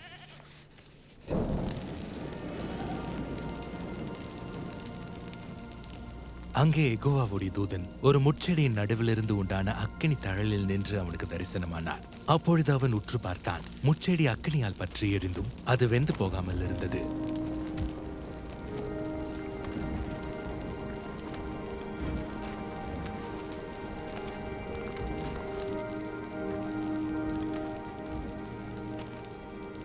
அவன் பார்க்கும்படி அருகில் வருகிறதை யெகோவா கண்டார். முட்செடியின் நடுவிலிருந்து தேவன் அவனை நோக்கி மோசே மோசே என்று கூப்பிட்டார். அவன் இதோ அடியேன் என்றான். அப்பொழுது அவர், இங்கே அருகில் வராமல் இரு. உன்னுடைய கால்களில் இருக்கிற காலணியை கழற்றி போடு. நீ நிற்கிற இடம் பரிசுத்த பூமி என்றார்.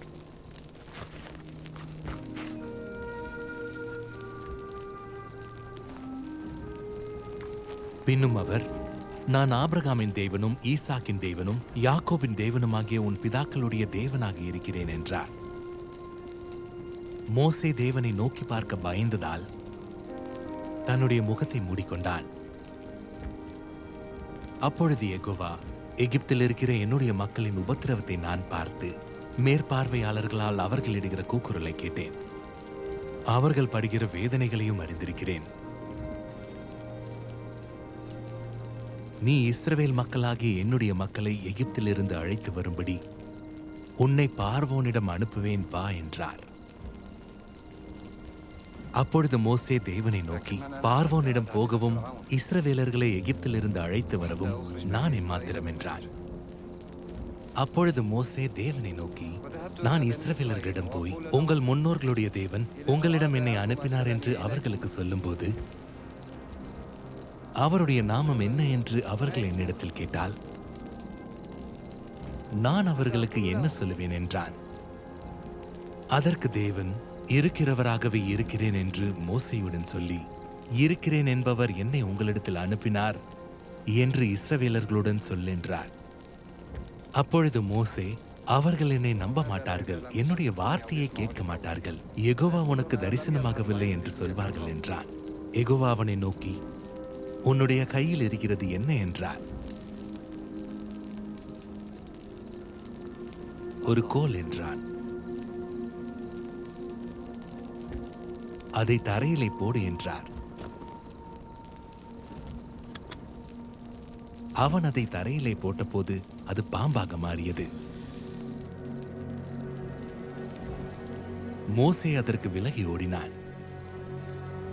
அப்பொழுது யெகோவா மோசேயை நோக்கி, உன்னுடைய கையை நீட்டி அதன் வாலை பிடி என்றார். அவன் தன்னுடைய கையை நீட்டி அதை பிடித்தபோது அது அவனுடைய கையிலே கோலானது. ஆபிரகாமின் தேவனும் ஈசாக்கின் தேவனும் யாக்கோபின் தேவனுமாக இருக்கிற தங்கள் முன்னோர்களுடைய தேவனாகிய யெகோவா உனக்கு தரிசனமானதை அவர்கள் நம்புவதற்கு இதுவே அடையாளம் என்றார். அப்பொழுது மோசே யெகோவாவை நோக்கி, ஆண்டவரே, இதற்கு முன்பாவது தேவரீர் உமது அடியானோடு பேசினதற்கு பின்பாவது நான் பேச்சில் வல்லவன் இல்லை, நான் திக்குவாயும் மந்தனாவும் உள்ளவன் என்றான். அதற்கு மோசே, ஆண்டவரே, நீர் அனுப்ப விரும்புகிற யாரையாவது அனுப்பும் என்றான்.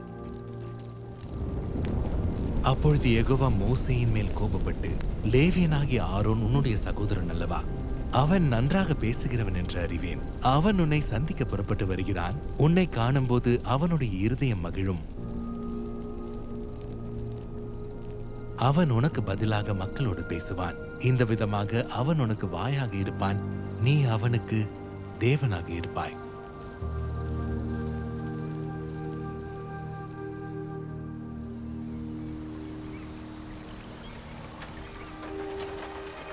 அப்பொழுது யெகோவா மோசேயை நோக்கி, நீ எகிப்திலே திரும்பி போய் சேர்ந்த பின்பு நான் உனக்கு கையிலே கொடுத்திருக்கிற அற்புதங்கள் யாவையும் பார்வோனுக்கு முன்பாக செய்யும்படி எச்சரிக்கையாக இரு. ஆனாலும் நான் அவனுடைய இருதயத்தை கடினப்படுத்துவேன், அவன் மக்களை போக விட மாட்டான்.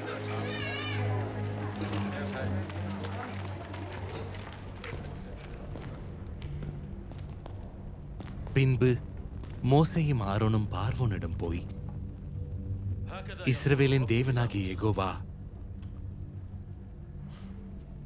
வனாந்திரத்திலே எனக்கு பண்டிகை கொண்டாடும்படி என்னுடைய மக்களை போகவிட வேண்டும் என்று சொல்கிறார் என்றார்கள்.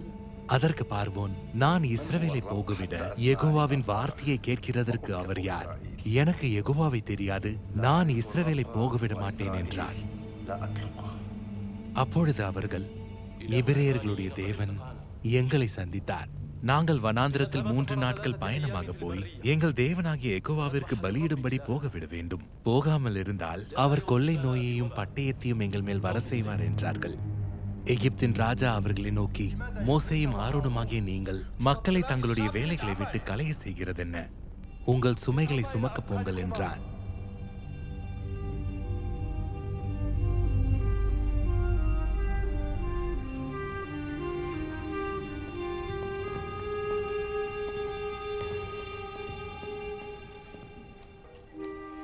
அன்றியும் அந்த நாளிலே பார்வோன் மக்களின் மேற்பார்வையாளர்களையும் அவர்களுடைய தலைவர்களையும் நோக்கி, அந்த மனிதர்கள் மேல் முன்பை விட அதிக வேலையை சுமத்துங்கள், அதில் அவர்கள் கஷ்டப்படட்டும், அவர்கள் வீண் வார்த்தைகளை கேட்க விடாதீர்கள் என்று கட்டளையிட்டான்.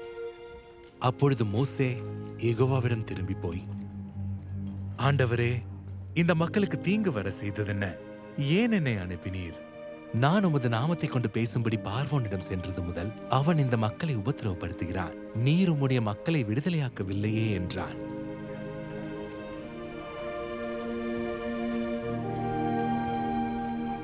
அப்பொழுது யெகோவா மோசேயை நோக்கி, நான் பார்வோனுக்கு செய்வதை இப்போது காண்பாய். என் வலிமையான கையை கண்டு அவர்களை போகவிட்டு அவர்களை தன்னுடைய தேசத்திலிருந்து துரத்தி விடுவான் என்றார். எகிப்தியர்கள் அடிமையாக வைத்திருக்கிற இஸ்ரவேலர்களின் பெருமூச்சை நான் கேட்டு என்னுடைய உடன்படிக்கை நினைத்தேன். ஆனால் நான் பார்வோனின் இருதயத்தை கடினப்படுத்தி எகிப்து தேசத்தில் என்னுடைய அடையாளங்களையும் அற்புதங்களையும் மிகுதியாக நடப்பிப்பேன். பார்வோன் உங்களுடைய சொல்லை கேட்க மாட்டான்.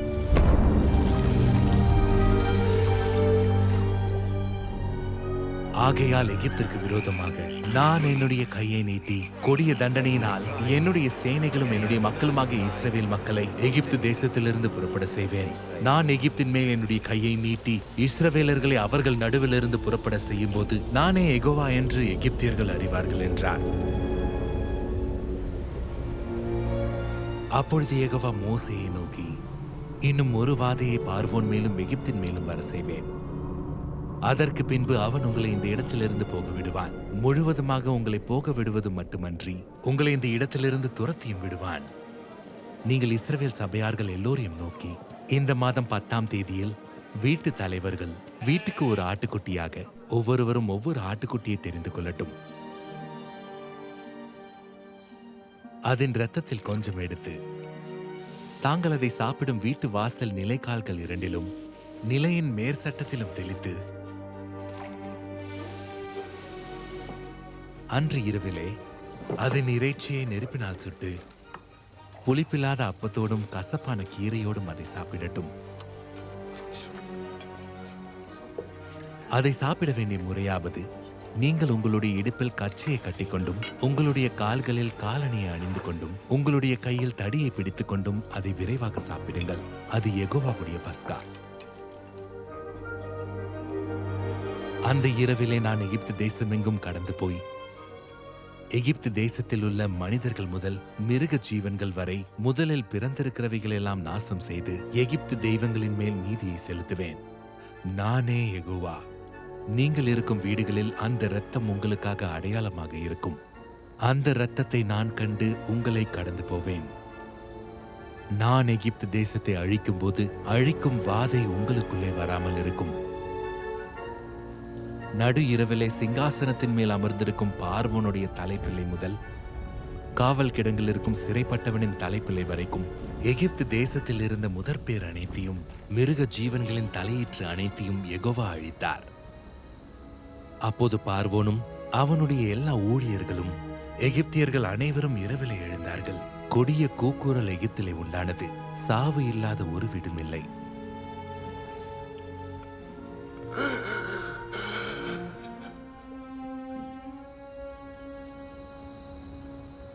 இரவிலே அவன் மோசேயையும் ஆரோனையும் அழைத்து, நீங்களும் இஸ்ரவேலர்களும் எழுந்து என்னுடைய மக்களை விட்டு புறப்பட்டு போய் நீங்கள் சொன்னபடியே யெகோவாவுக்கு ஆராதனை செய்யுங்கள். நீங்கள் சொன்னபடியே உங்களுடைய ஆடு மாடுகளையும் ஓட்டிக்கொண்டு போங்கள். என்னையும் ஆசீர்வதியுங்கள் என்றான்.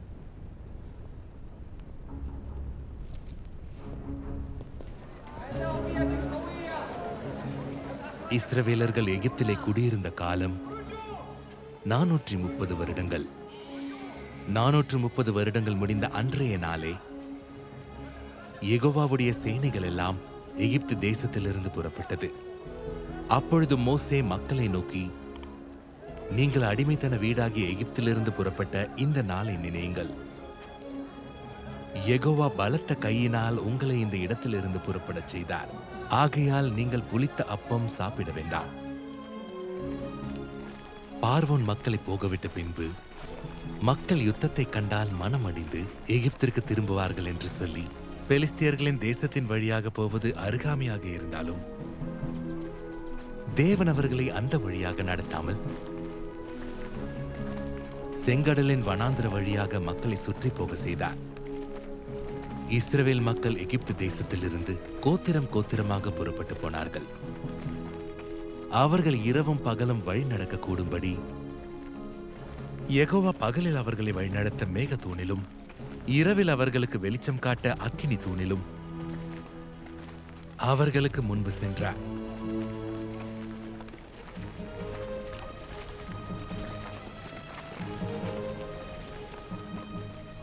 யெகோவா மோசேயை நோக்கி, நீங்கள் திரும்பி மிக்கோலுக்கும் கடலுக்கும் நடுவே பாகால் சேப்போனுக்கு முன்பாக இருக்கிற ஈரோத் பள்ளத்தாக்கின் முன்பாக முகாமிட வேண்டும் என்று இஸ்ரவேலர்களுக்கு சொல்லு.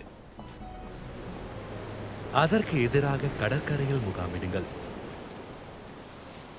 அப்பொழுது பார்வோன் இஸ்ரவேலர்களை குறித்து, அவர்கள் தேசத்திலே திகைத்து திரிகிறார்கள், வனாந்திரம் அவர்களை அடைத்து போட்டது என்று சொல்லுவான்.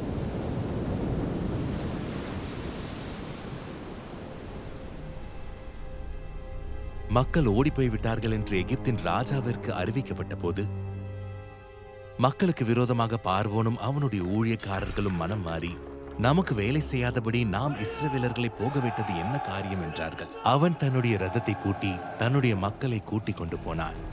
எகிப்தியர்கள் பார்வோனுடைய எல்லா குதிரைகளோடும் ரதங்களோடும் அவனுடைய குதிரை வீரர்களோடும் சேனைகளோடும் அவர்களை தொடர்ந்து போய் கடலின் அருகே பாக்கால் சேப்போனுக்கு எதிரே இருக்கிற ஈரோத் பள்ளத்தாக்கின் முன்பாக முகாமிட்டு இருக்கிற அவர்களை நெருங்கினார்கள்.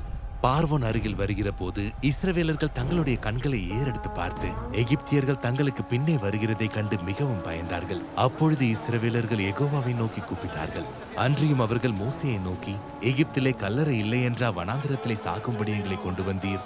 நீர் எங்களை எகிப்திலிருந்து புறப்பட செய்ததால் எங்களுக்கு இப்படி செய்தது ஏன்? நாங்கள் எகிப்திலே இருந்தபோது எகிப்தியருக்கு வேலை செய்ய எங்களை சும்மா விட்டுவிடும் என்று சொன்னோம் அல்லவா? நாங்கள் வனாந்திரத்திலே சாவதை விட எகிப்தியருக்கு வேலை செய்கிறது எங்களுக்கு நலமாக இருக்குமே என்றார்கள். அப்பொழுது மோசே மக்களை நோக்கி, பயப்படாதிருங்கள், நீங்கள் நின்று கொண்டு இன்றைக்கு யெகோவா உங்களுக்கு செய்யும் ரட்சிப்பை பாருங்கள். இன்றைக்கு நீங்கள் காண்கிற எகிப்தியர்களை இனி என்றைக்கும் காண மாட்டீர்கள். யெகோவா உங்களுக்காக யுத்தம் செய்வார், நீங்கள் சும்மா இருப்பீர்கள் என்றார்.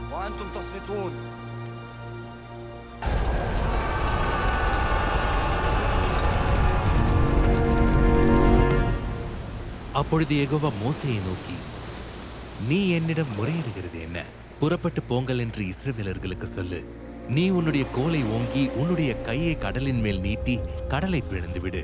அப்பொழுது இஸ்ரவேல் மக்கள் கடலின் நடுவாக வறண்ட நிலத்தில் நடந்து போவார்கள். மோசே தன்னுடைய கையை கடல் மீது நீட்டினான். அப்பொழுது யெகோவா இரவு முழுவதும் பலத்த கீழ்காற்றினால் கடல் ஒதுங்கும்படி செய்து அதை வறண்டு போக செய்தார்.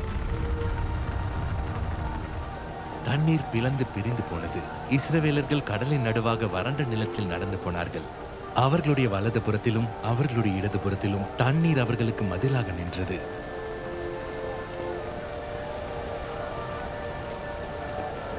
அப்பொழுது எகிப்தியர்கள் அவர்களை தொடர்ந்து பார்வோனுடைய எல்லா குதிரைகளோடும் ரதங்களோடும் குதிரை வீரர்களோடும் அவர்கள் பின்னால் கடலின் நடுவே நடந்து போனார்கள்.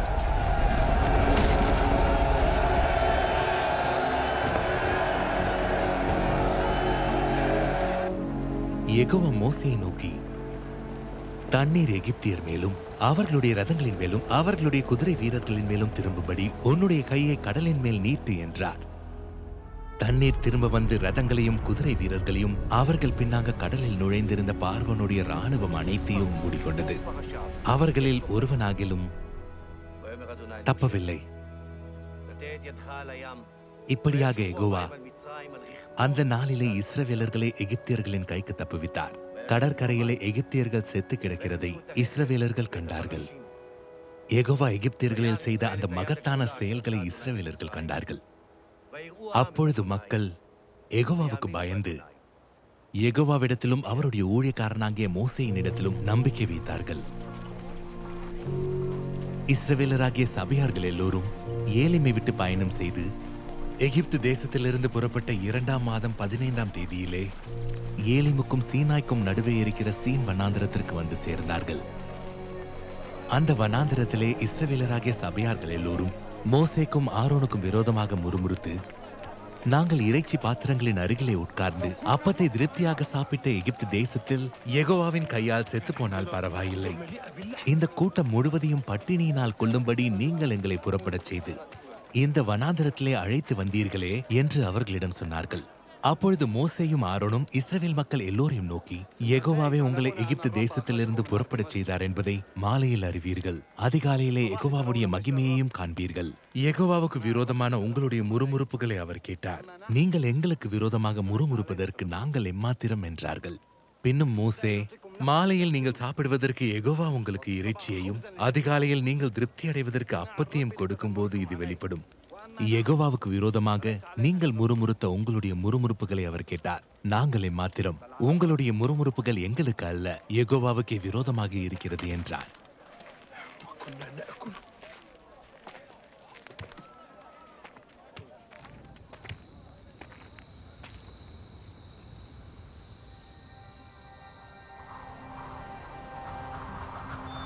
மாலையில் காடைகள் வந்து விழுந்து முகாமை மூடிக்கொண்டது.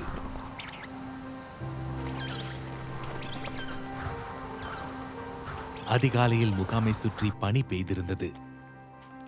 பெய்திருந்த பனி நீங்கின பின்பு இதோ வனாந்தரத்தின் மீது எங்கும் உருண்டையான ஒரு சிறிய பொருள் உறைந்த பனிக்கட்டி பொடியைப் போல தரையின் மேல் கிடந்தது. இஸ்ரவேல் மக்கள் அதை கண்டு அது என்னவென்று அறியாமல் இருந்து ஒருவரையொருவர் பார்த்து இது என்ன என்றார்கள்.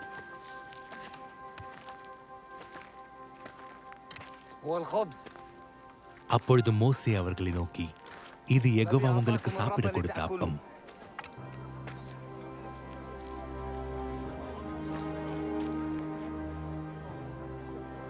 யெகோவா கட்டளையிடுகிறது என்னவென்றால், அவரவர் சாப்பிடும் அளவிற்கு தகுந்தபடி அதில் எடுத்து சேர்க்கட்டும்.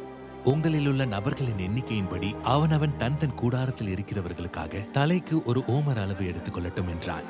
இஸ்ரவேல் மக்கள் அப்படியே செய்து சிலர் அதிகமாகவும் சிலர் குறைவாகவும் சேர்த்தார்கள்.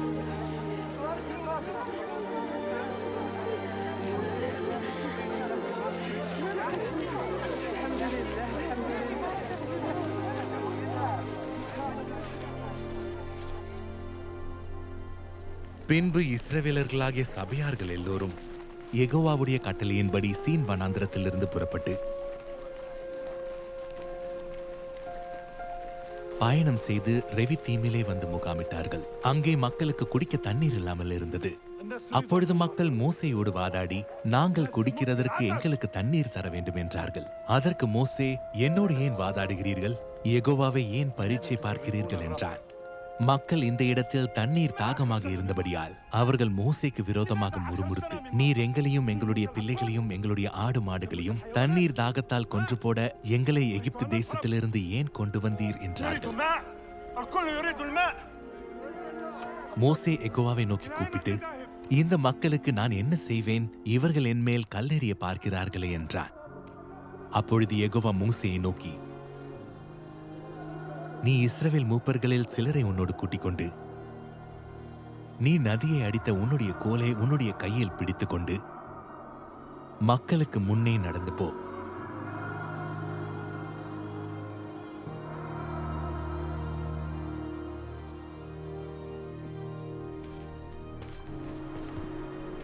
அங்கே ஓரேபிலே நான் உனக்கு முன்பாக கன்மலையின் மேல் நிற்பேன். நீ அந்த கன்மலையை அடி. அப்பொழுது மக்கள் குடிக்க அதிலிருந்து தண்ணீர் புறப்படும் என்றார். அப்படியே மோசே இஸ்ரவேல் மூப்பர்களின் கண்களுக்கு முன்பாக செய்தான்.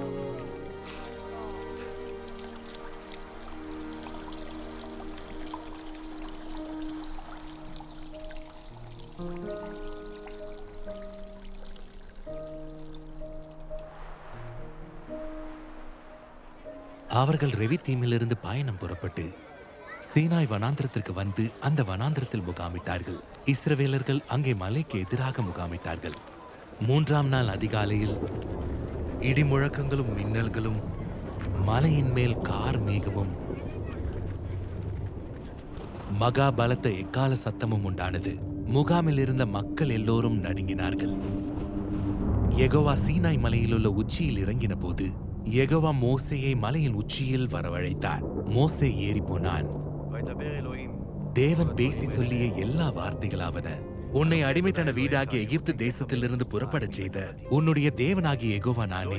என்னை தவிர உனக்கு வேறே தெய்வங்கள் உண்டாயிருக்க வேண்டாம். மேலே வானத்திலும் கீழே பூமியிலும் பூமியின் கீழ் தண்ணீரிலும் உண்டாயிருக்கிறவைகளுக்கு ஒப்பான ஒரு சிலையாவது விக்கிரகத்தையாவது நீ உனக்கு உண்டாக்க வேண்டாம். உன்னுடைய தேவனாகிய யெகோவாவுடைய நாமத்தை வீணிலே வழங்காமல் இருப்பாயாக.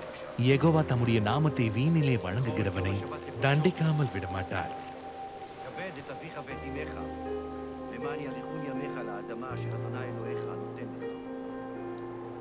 ஓய்வு நாளை பரிசுத்தமாக அனுசரிக்க நினை. உன்னுடைய தேவனாகிய யெகோவா உனக்கு கொடுக்கிற தேசத்திலே உன்னுடைய நாட்கள் நீடித்திருப்பதற்கு உன்னுடைய தகப்பனையும் உன்னுடைய தாயையும் மதிப்பாயாக.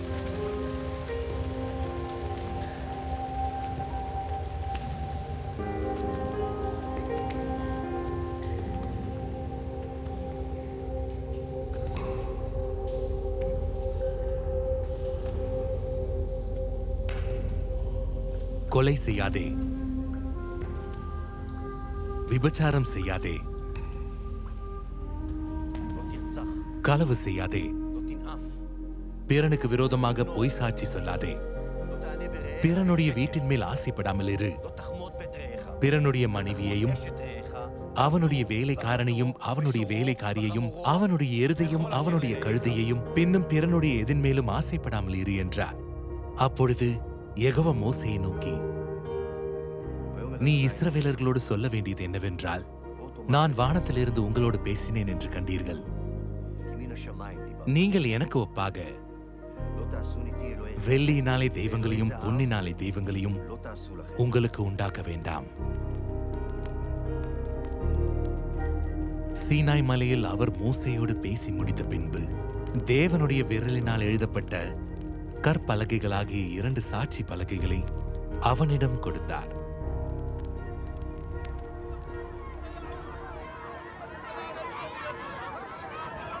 மோசே மலையிலிருந்து இறங்கி வர தாமதிக்கிறதை மக்கள் கண்டபோது அவர்கள் ஆரோனிடம் கூட்டம் கூடி அவனை நோக்கி, எகிப்து தேசத்திலிருந்து எங்களை அழைத்துக் கொண்டு வந்த அந்த மோசேக்கு என்ன நடந்ததோ அறியும்.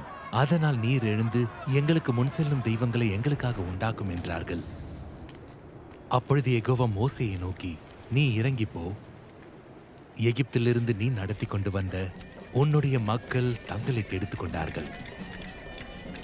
அவர்களுக்கு நான் விதித்த வழியை அவர்கள் சீக்கிரமாக விட்டு விலகினார்கள்.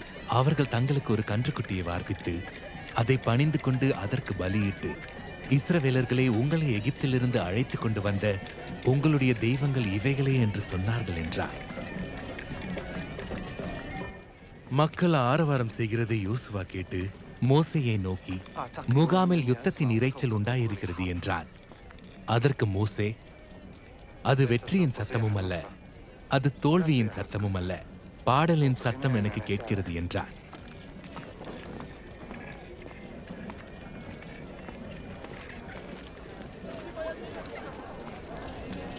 அவன் முகாமிற்கு அருகே அந்த கன்றுக்குட்டியையும் நடனத்தையும் கண்டபோது மோசே கோபம் அடைந்தவனாய் தன்னுடைய கையிலே இருந்த பலகைகளை மலையின் அடியிலே வீசி உடைத்து போட்டான்.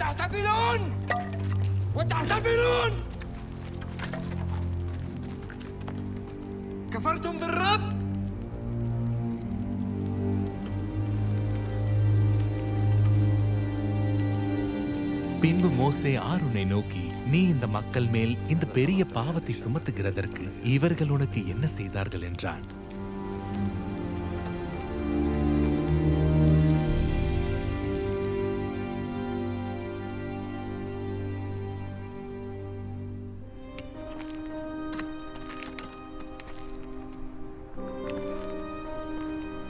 அப்படியே மோசே யெகோவாவிடத்திற்கு திரும்பி போய், ஐயோ, இந்த மக்கள் தங்கத்தினால் தங்களுக்கு தெய்வங்களை உண்டாக்கி மகா பெரிய பாவம் செய்திருக்கிறார்கள். ஆகிலும் தேவரீர் அவர்களுடைய பாவத்தை மன்னித்தருளுவீரானால் மன்னித்தருளும், இல்லாவிட்டால் நீர் எழுதின உம்முடைய புத்தகத்திலிருந்து என்னுடைய பெயரை கிறுக்கி போடும் என்றான். அப்பொழுது யெகோவா மோசேயை நோக்கி, எனக்கு விரோதமாக பாவம் செய்தவன் எவனோ அவனுடைய பெயரை என்னுடைய புத்தகத்திலிருந்து கிறுக்கி போடுவேன். மோசே யெகோவாவை நோக்கி, தேவரீர் இந்த மக்களை அழைத்துக் கொண்டு போ என்று சொன்னீர். ஆகிலும் என்னோடு கூட இன்னாரை அனுப்புவேன் என்பதை எனக்கு நீர் அறிவிக்கவில்லை. என்றாலும் உன்னை பெயர் சொல்லி அழைத்து அறிந்திருக்கிறேன் என்றும் என்னுடைய கண்களில் உனக்கு கிருபை கிடைத்தது என்றும் தேவரீர் சொன்னதுண்டு. உம்முடைய கண்களில் இப்பொழுது எனக்கு கிருபை கிடைத்ததானால் நான் உம்மை அறிவதற்கும் உம்முடைய கண்களில் எனக்கு கிருபை கிடைப்பதற்கும் உம்முடைய வழியை எனக்கு அறிவியும். இந்த தேசம் உம்முடைய மக்கள் என்று நினைத்தருளும் என்றார். யெகோவா மோசேயை நோக்கி, முந்தின கற்பலகைகளைப் போன்ற 2 கற்பலகைகளை இழைத்துக்கொள். நீ உடைத்து போட்ட முந்தின பலகைகளில் இருந்த வார்த்தைகளை அவைகளில் எழுதுவேன். அதற்கு அவர், இதோ நான் ஒரு உடன்படிக்கை செய்கிறேன். பூமி எங்கும் எந்த தேசங்களிலும் செய்யப்படாத அதிசயங்களை உன்னுடைய மக்கள் எல்லோருக்கும் முன்பாக செய்வேன். உன்னோடு இருக்கிற மக்கள் எல்லோரும் யெகோவாவுடைய செயல்களை காண்பார்கள். உன்னோடு இருந்து நான் செய்யும் காரியம் பயங்கரமாக இருக்கும்.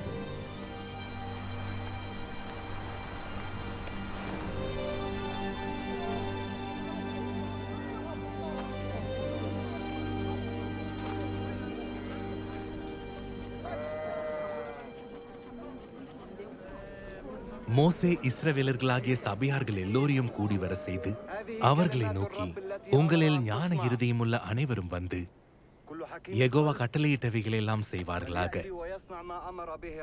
ஆசரிப்பு கூடாரத்தையும் அதன் கூடாரத்தையும் அதன் மூடியையும் அதன் கொக்கிகளையும் அதன் பலகைகளையும் அதன் தாழ்பால்களையும் அதன் தூண்களையும் அதன் பாதங்களையும் பெட்டிகளையும் அதன் தண்டுகளையும் கிருபாசனத்தையும் மறைவின் திரைச்சீலையையும் மேஜையையும் அதன் தண்டுகளையும் அதன் எல்லா பணிப்பொருள்களையும் சமூகத்து அப்பங்களையும் வெளிச்சம் கொடுக்கும் குத்து விளக்குகளையும் அதன் கருவிகளையும் அதன் அகல்களையும் வெளிச்சத்திற்கு எண்ணெயையும்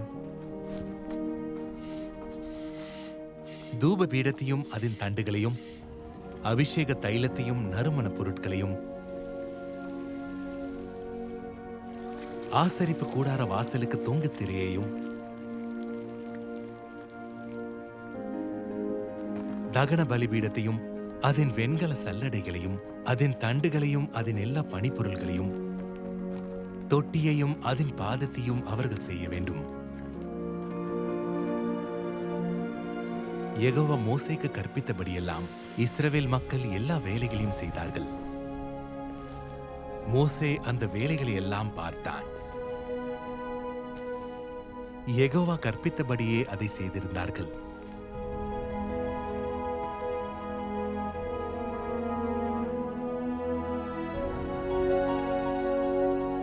மோசே அவர்களை ஆசீர்வதித்தான். அப்பொழுது ஒரு மேகம் ஆசரிப்பு கூடாரத்தை மூடினது. யெகோவாவுடைய மகிமை வாசஸ்தலத்தை நிரப்பியது.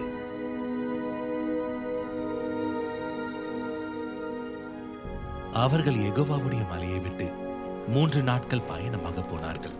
3 நாட்கள் பயணத்திலும் யெகோவாவுடைய உடன்படிக்கை பெட்டி அவர்களுக்கு இளைப்பாறும் ஸ்தலத்தை தேடி காட்டும்படிக்கு அவர்கள் முன்பு சென்றது.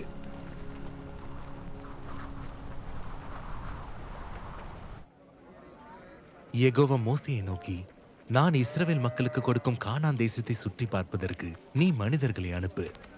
ஒவ்வொரு பிதாக்களின் கோத்திரத்திலும் ஒவ்வொரு பிரபுவாகிய மனிதனை அனுப்ப வேண்டும் என்றார். அவர்களை மோசே கானான் தேசத்தை சுற்றி பார்க்கும்படி அனுப்பும்போது அவர்களை நோக்கி, நீங்கள் இப்படி தெற்கே போய் மலையில் ஏறி தேசம் எப்படிப்பட்டது என்றும் அங்கே குடியிருக்கிற மக்கள் பலவான்களோ பலவீனர்களோ கொஞ்சம் பேரோ அநேகம் பேரோ என்றும் நிலம் எப்படிப்பட்டது, அது வளமானதோ வளம் இல்லாததோ என்றும் அதில் மரங்கள் உண்டோ இல்லையோ என்றும் பாருங்கள். தைரியம் கொண்டிருந்து தேசத்தின் கனிகளில் சிலவற்றை கொண்டு வாருங்கள் என்றான்.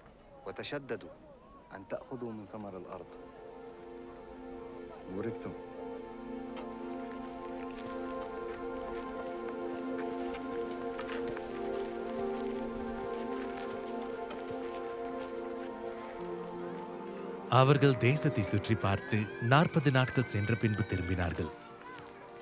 அவர்கள் பாரான் வனாந்திரத்தில் இருக்கிற காதேசுக்கு வந்து மோசே ஆரோன் என்பவர்களிடத்திலும் இஸ்ரவேல் மக்களாகிய சபையார் எல்லோரிடத்திலும் சேர்ந்து அவர்களுக்கும் சபையார் அனைவருக்கும் செய்தியை அறிவித்து தேசத்தின் கனிகளை அவர்களுக்கு காண்பித்தார்கள். அவர்கள் மோசேயை நோக்கி, நீர் எங்களை அனுப்பின தேசத்திற்கு நாங்கள் போய் வந்தோம். அது பாலும் தேனும் ஓடுகிற தேசம்தான். இது அதனுடைய கனி.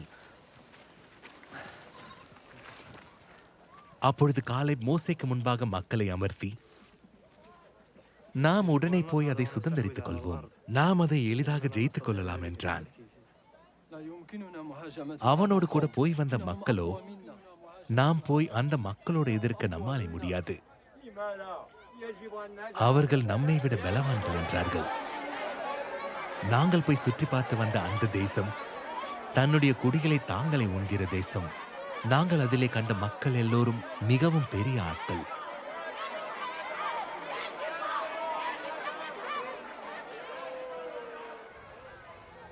அப்பொழுது சபையார் எல்லோரும் கூக்குரலிட்டு புலம்பினார்கள். மக்கள் அன்று இரவு முழுவதும் அழுது கொண்டிருந்தார்கள். இஸ்ரவேல் மக்கள் எல்லோரும் மோசேக்கும் ஆரோனுக்கும் விரோதமாக முறுமுறுத்தார்கள். சபையார் எல்லோரும் அவர்களை நோக்கி, எகிப்து தேசத்திலே செத்து போனோமானால் நலமாக இருக்கும். இந்த வனாந்தரத்திலே நாங்கள் செத்தாலும் நலம். நாங்கள் பட்டயத்தால் மடியும்படியும் எங்களுடைய மனைவிகளும் பிள்ளைகளும் கொள்ளையாகும்படியும் யெகோவா எங்களை இந்த தேசத்திற்கு கொண்டு வந்ததென்ன? எகிப்திற்கு திரும்பி போகிறதே எங்களுக்கு உத்தமம் அல்லவா என்றார்கள். பின்பு அவர்கள், நாம் ஒரு தலைவனை ஏற்படுத்தி கொண்டு எகிப்திற்கு திரும்பி போவோம் வாருங்கள் என்று ஒருவரோடு ஒருவர் சொல்லிக் கொண்டார்கள். அப்பொழுது மோசேயும் ஆரோனும் இஸ்ரவேல் மக்களின் சபையாராகிய எல்லா கூட்டத்திற்கு முன்பாகவும் முகம் குப்புற விழுந்தார்கள். அப்பொழுது அவர்கள் மேல் கல்லெறிய வேண்டும் என்று சபையார் எல்லோரும் சொன்னார்கள். உடனே யெகோவாவுடைய மகிமை ஆசரிப்பு கூடாரத்தில் இஸ்ரவேல் மக்கள் எல்லோருக்கும் முன்பாக காணப்பட்டது.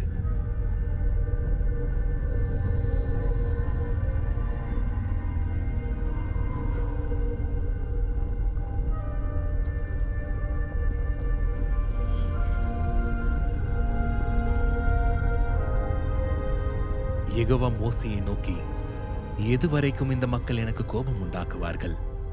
தங்களுக்குள்ளே நான் காட்டின சகல அடையாளங்களையும் அவர்கள் கண்டும் எதுவரைக்கும் என்னை நம்பாமல் இருப்பீர்கள்? நான் அவர்களை கொள்ளை நோயினால் வாதித்து கானானில் அவர்களுக்குரியதை வெளியே தள்ளி அவர்களை விட உன்னை பெரிதும் பலத்ததுமான தேசமாக்குவேன் என்றார். மோசே யெகோவாவை நோக்கி, எகிப்தியர்கள் இதை கேட்பார்கள். அவர்கள் நடுவில் இருந்து உம்முடைய வல்லமையினாலே இந்த மக்களை கொண்டு வந்தீரே, ஒரே மனிதனை கொல்கிறது போல இந்த மக்களை எல்லாம் நீர் கொன்று போட்டால் அப்பொழுது உம்முடைய புகழை கேட்டிருக்கும் புறஜாதியார் யெகோவா அந்த மக்களுக்கு கொடுப்போம் என்று ஆணையிட்ட தேசத்திலே அவர்களை கொண்டு போய் விட முடியாமல் போனபடியால் அவர்களை வனாந்தரத்திலே கொன்று போட்டார் என்பார்களே. உமது கிருபையினுடைய மகத்துவத்தின்படியேயும் எகிப்தை விட்டு முதல் இந்த நாள் வரைக்கும் இந்த மக்களுக்கு மன்னித்து வந்ததின்படியேயும் இந்த மக்களின் அக்கிரமத்தை மன்னித்தருளும் என்றான். அப்பொழுது யெகோவா, உன்னுடைய வார்த்தையின்படியே மன்னித்தேன்.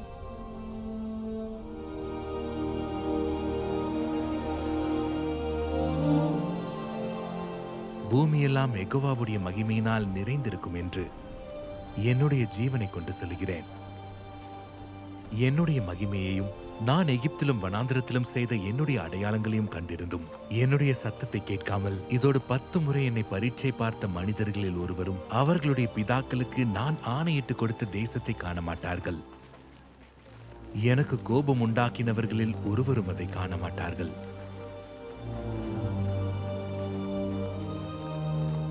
அப்படியே யெகோவாவுடைய கோபம் இஸ்ரவேல் மேல் வந்தது. யெகோவாவுடைய சமூகத்தில் தீங்கு செய்த அந்த சந்ததியெல்லாம் அழிந்து போகும் வரை அவர்களை வனாந்தரத்திலே 40 வருடங்கள் அலைய செய்தார்.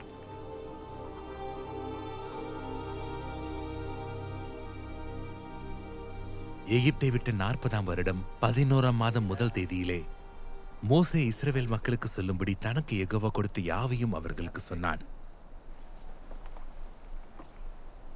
இஸ்ரவேலே கேள், நம்முடைய தேவனாகிய யெகோவா ஒருவரே யெகோவா. நீ உன் தேவனாகிய யெகோவாவிடத்தில் உன் முழு இருதயத்தோடும் உன் முழு ஆத்மாவோடும் உன் முழு பலத்தோடும் அன்பு செலுத்துவாயாக.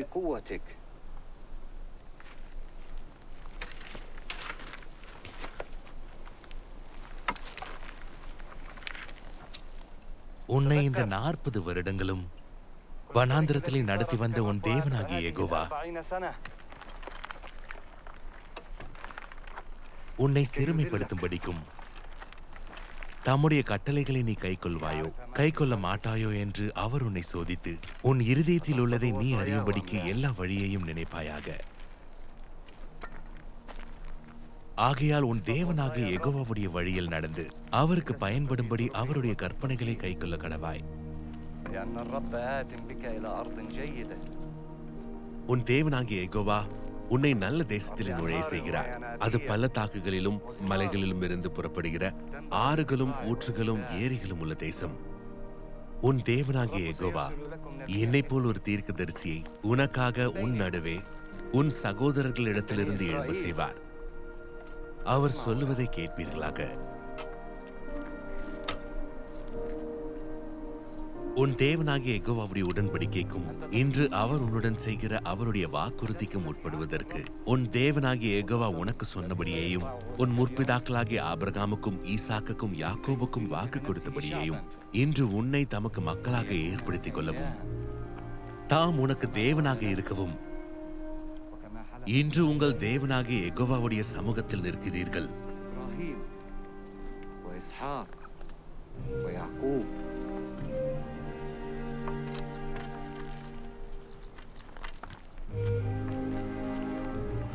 நீ பிழைத்து பெருகுகிறதற்கும் நீ சொந்தமாக்கப் போகிற தேசத்தில் உன் தேவனாகிய யெகோவா உன்னை ஆசீர்வதிப்பதற்கும் நீ உன் தேவனாகிய யெகோவாவில் அன்பு செலுத்தவும் அவருடைய வழிகளில் நடக்கவும் அவருடைய கற்பனைகளையும் கட்டளைகளையும் நியாயங்களையும் கைக்கொள்ளவும் நான் இன்று உனக்கு கற்பிக்கிறேன்.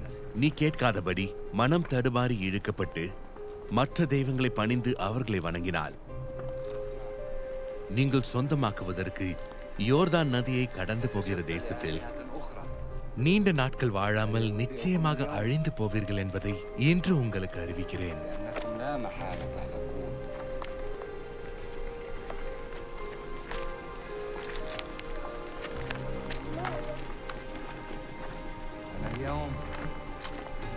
இன்று நான் 120 வயதுள்ளவன். இனி நான் போக்கும் வரத்துமாக இருக்கக்கூடாது. இந்த யோர்தான் நதியை நீ கடந்து போவதில்லை என்று யெகோவா என்னுடன் சொல்லியிருக்கிறார்.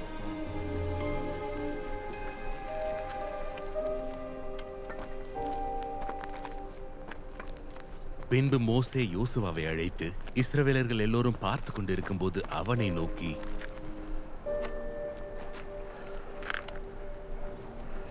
பலங்கொண்டு திடமனதாயிரு. யெகோவா இவர்களுக்கு கொடுப்பேன் என்று இவர்களுடைய முற்பிதாக்களுக்கு வாக்களித்த தேசத்திற்கு நீ இந்த மக்களை அழைத்துக் கொண்டு போய் அதை இவர்களுக்கு சொந்தமாகும்படி செய்வாய். யெகோவா தாமே உனக்கு முன்பாக போகிறவர். அவர் உன்னுடன் இருப்பார். அவர் உன்னை விட்டு விலகுவதுமில்லை, உன்னை கைவிடுவதுமில்லை. நீ பயப்படவும் கலங்கவும் வேண்டாம் என்றான்.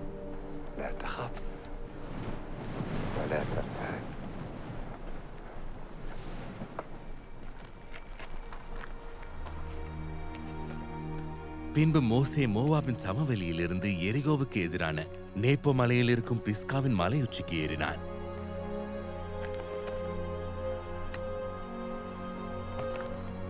அப்பொழுது யெகோவா அவனுக்கு தான் வரையுள்ள கீலியாத் தேசம் அனைத்தையும் காண்பித்தார். அப்பொழுது யெகோவா அவனை நோக்கி, நான் உங்களுடைய சந்ததிக்கு கொடுப்பேன் என்று ஆபிரகாமுக்கும் ஈசாக்குக்கும் யாக்கோபுக்கும் வாக்களித்த தேசம் இதுதான். இதை உன்னுடைய கண் காணும்படி செய்தேன். ஆனாலும் நீ அந்த இடத்திற்கு கடந்து போவதில்லை என்றார். அப்படியே யெகோவாவின் தாசனாகிய மோசே மோவாப் தேசமான அந்த இடத்திலே யெகோவாவுடைய வார்த்தையின்படியே மரணமடைந்தார். அவர் அவனை மோவாப் தேசத்தில் உள்ள பெத் பேயோருக்கு எதிரான பள்ளத்தாக்கிலே அடக்கம் செய்தார். ஒருவனுக்கும் அவனுடைய பிரேத குழி எங்கே என்று இந்நாள் வரைக்கும் தெரியாது. மோசே எகிப்து தேசத்திலே பார்வோனுக்கும் அவனுடைய எல்லா வேலைக்காரர்களுக்கும் அவனுடைய தேசம் அனைத்திற்கும் செய்யும்படி யெகோவா அவனை அனுப்பி நடப்பித்த சகல அடையாளங்களையும் அற்புதங்களையும் அவன் இஸ்ரவேலர்கள் எல்லோருக்கும் வெளிப்படையாக செய்த சகல வல்லமையான செயல்களையும் மகா பயங்கரமான செயல்களையும் பார்த்தால் யெகோவாவை முகமுகமாக அறிந்த மோசேயைப் போல ஒரு தீர்க்கதரிசியும் இஸ்ரவேலில் அவனுக்கு பின்பு எழும்பினதில்லை என்று விளங்கும்.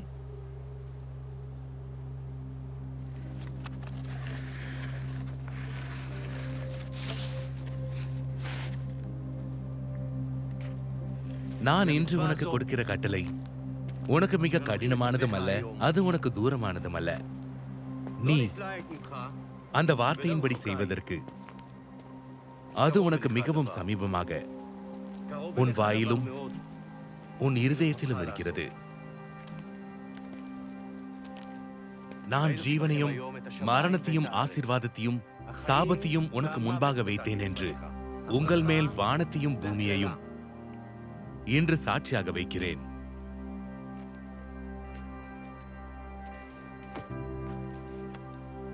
ஆகையால் நீயும் உன் சந்ததியும் பிழைப்பதற்கு நீ ஜீவனை தெரிந்து கொள்.